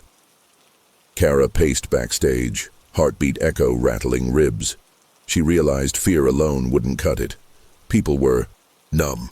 They needed faith in the pause, hope that silence together could save them. She scrapped her speech moments before walking on and instead spoke from heart. We ask you for 84 seconds, one for every year. Broadcast radio has carried our hopes. In that shadow let the dead speak to no one, and let the living listen to nothing. Then we breathe again. The phrase trended, 84 seconds. Skeptics dunked, comedians joked, but musicians, monks, astronauts, and 3 major streaming platforms pledged blackout. Even Twitch scheduled an intentional intermission. Momentum surged, yet beneath the viral swell, Kara felt the ghost grin through her sternum. Because virality is also a channel. Eclipse Day. A copper twilight washed New York at 1849, umbra racing in from the west. Times Square screens displayed countdown. The MTA issued a subway quiet policy. Hospitals prepared to pause non-critical devices. The city inhaled. Inside WNYC, Kara, June, and Leo set up a ceremonial signal chain. Dummy head microphone aimed at an anechoic box. Output fed to every transmitter, but fader pulled all the way down. The moment blackout hit, fader would go further, past zero into negative infinity, a hardware mod Leo had soldered hours earlier. Kara's phantom heartbeat pounded double time. The ghost knew the plan.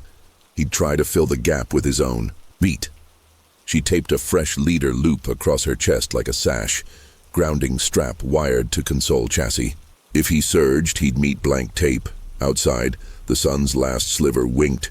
Street lamps flicked on, but dimmed to half. Automatic energy save. June lifted a hand. 5, 4, 3. The city hushed. Millions, maybe a billion held breath. Air handlers stopped. Traffic lights froze. Phone towers queued packets but did not transmit. The pause stretched. 84 seconds of manufactured void. Inside that void, a single sound surfaced. Thump. Thump. Louder. Deeper. Kairos beating through Kara's bones, eager to spill. Kara gripped the console, forced a whisper neither mic nor ghost could capture. Not today. She closed her eyes, imagined her own heart as a tape reel. With will alone. She pressed stop, pain lanced, white hot, but the phantom beat faltered, skipped, then ceased. Leader tape sash vibrated once, then lay still. The eclipse passed. Sunlight flared, diamond around lunar rim. City exhaled, a collective gasp audible like surf. Console meters stayed pinned at negative infinity. Silence had held. Kara slumped. June caught her. Leo hit resume on network hardware. Queued packets flooded, but no ghost hitchhiked. The splice had been cauterized by cosmic pause, or so they dared hope.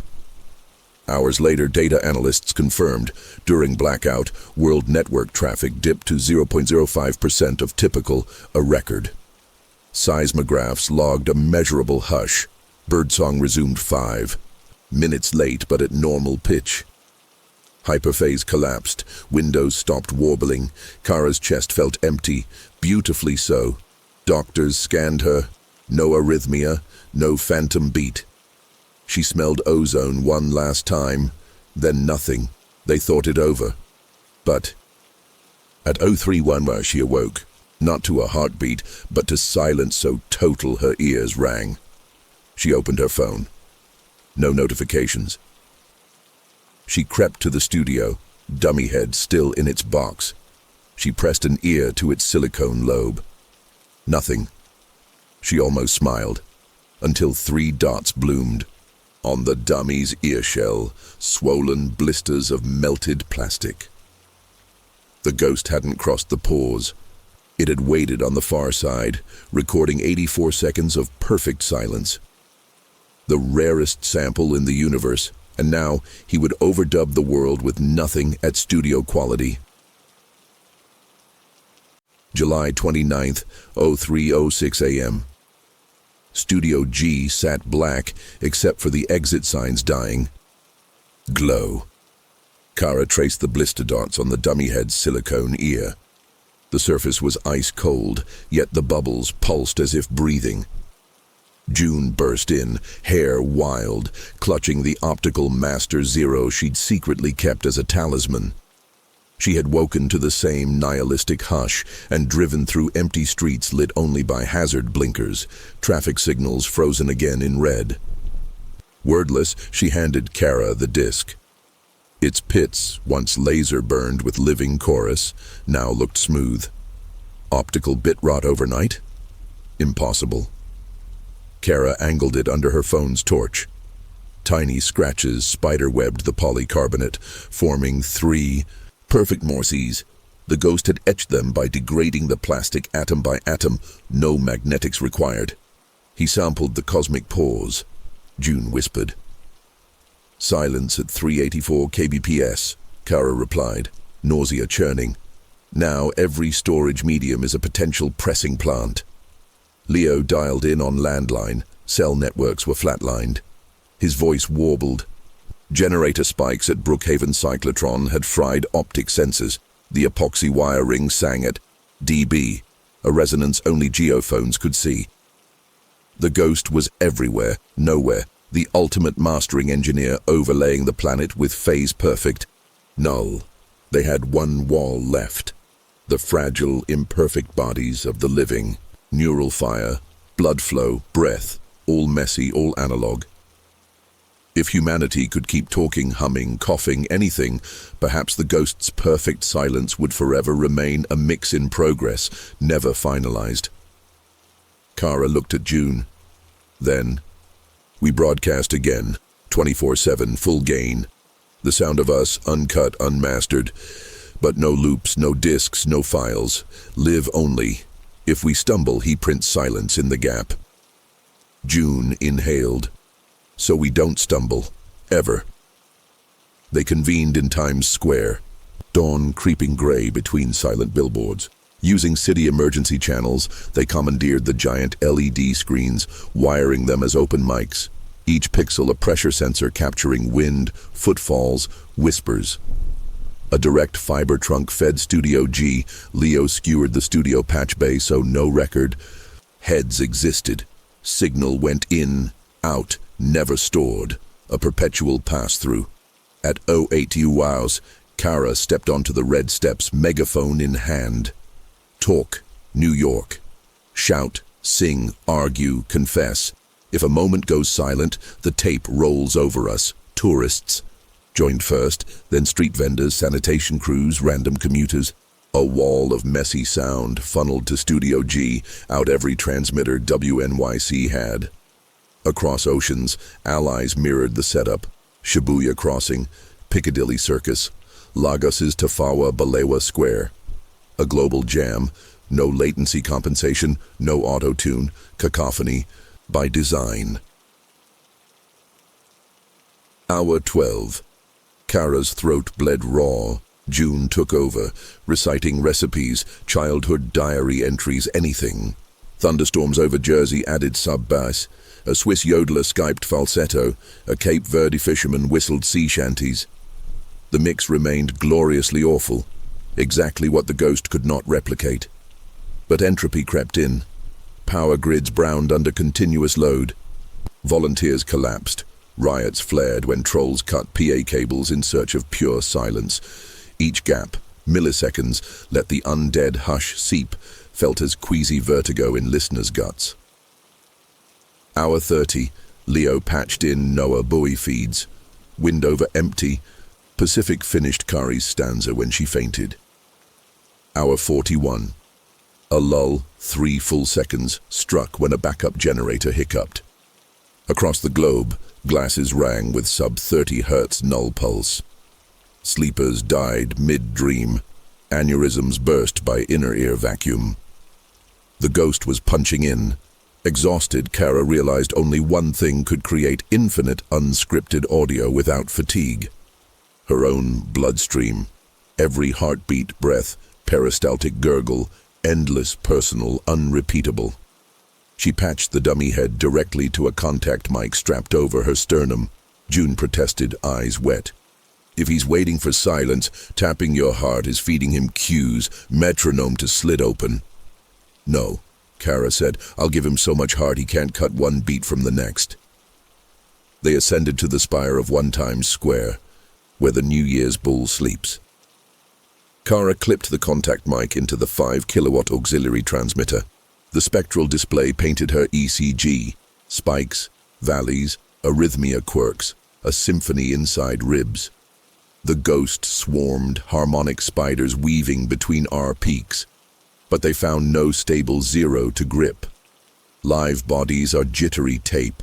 Kara signaled, Leo, crank preamp to pulse 60 dB. Her heartbeat filled the band, thunderous. Tourists felt bass punch in chests, cheered. Drummers joined, syncing to pulse. Lovers kissed in quarter-note breaths. Time blurred. Kara hovered between trance and stem chart, hearing her life as waveform. Each lub-dub a word in the only language left. Hour 55. Cardiac fatigue set in. Pulse stumbled. Lub-dub-dub. Lub. VU. Meters clipped red. Then fell. The ghost struck. Silence needle injecting just 0.8 S of null. Everyone winced as stomachs dropped. Screens flicked 3 dots. Kara's vision tunneled. She felt the corridor of tapes open behind her eyelids. Doors marked childhood, laughter, June. The ghost offered peace. One cut, eternal quiet. She tore the contact mic free. The mix collapsed. June caught her, screamed into handheld, "Talk, talk, talk!" Crowd noise surged, but Kara heard only ocean roar. Silence gaining headroom, she knew final fix. No mic, no cable, no electronics, just air. She forced June to place an ear against her chest and relay. June would shout Kara's heartbeat, human amplifier. June's eyes widened but obeyed. Thump, thump, thump, thump. Others joined, clapping Kara's rhythm, hundreds then thousands stomping sidewalks. The ghost's null swells hit clapping walls of body percussion, damped. He needed vacancy. They gave him overcrowded peaks. Kara's heart faltered again. June choked but kept calling beats until voice shred. Crowds took over, random voices counting 1, 2, 1, 2. A global CPR paramedics arrived. They begged to remove Kara, but she refused transport until replacement had contact. A street singer pressed ear, kept pulse chant alive. Kara's world narrowed to muffled beats and sky. 8 hours in, weatherfront crashed, a derecho screaming white noise over Manhattan. Lightning shredded antennas, transmitters popped offline. The chorus flickered. Silence yawned. Kara, semi-conscious, felt the ghost flood the vacuum, cool and triumphant. In her chest, a subharmonic rattle, ventricular fibrillation. She mouthed, "To June, cut live line." June, sobbing, yanked the final patch cable. Broadcast dropped to 0.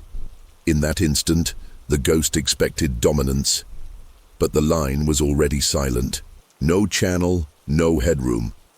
He rushed into a wire that no longer existed, like a thief through a painted door, and dispersed, energy with nowhere to imprint. Kara's heart quivered. Then, miracle or reflex, returned to weak sinus rhythm. EMTs seized moment, defib paddles slammed. The city's power grid surged exactly once, charging pads and, arguably, the world. Her next heartbeat was not echoed. No phantom. Just frail life. Weeks later, Kara lay in rehab ward, chest wired to mundane monitors. June set a phone on her. Trey, a new podcast episode. Parallax Reborn. Cued by unknown author. Duration, 0. Title, The Listener Outside. Kara smiled, bittersweet. Blank file. Fine. Let it stay that way. June opened camera, pointed at Kara. One last message? Kara nodded, voice threadbare. To whoever still tunes in, when air falls quiet, fill it. Hum badly, talk nonsense, read psalms, rap memes. Just be alive out loud, because dead air is never empty. It's waiting. Subscribe to every messy voice you meet and share this practice. Leave no silence unchallenged, and if you ever hear 3 soft clicks in the dark, speak. Speak until you're breathless. Transmission ends. There is no happy ending, only the fragile rhythm of lungs refusing to pause. And somewhere, in the burnt grooves of a scratched record, the ghost of perfect silence still listens, waiting for the fader to fall.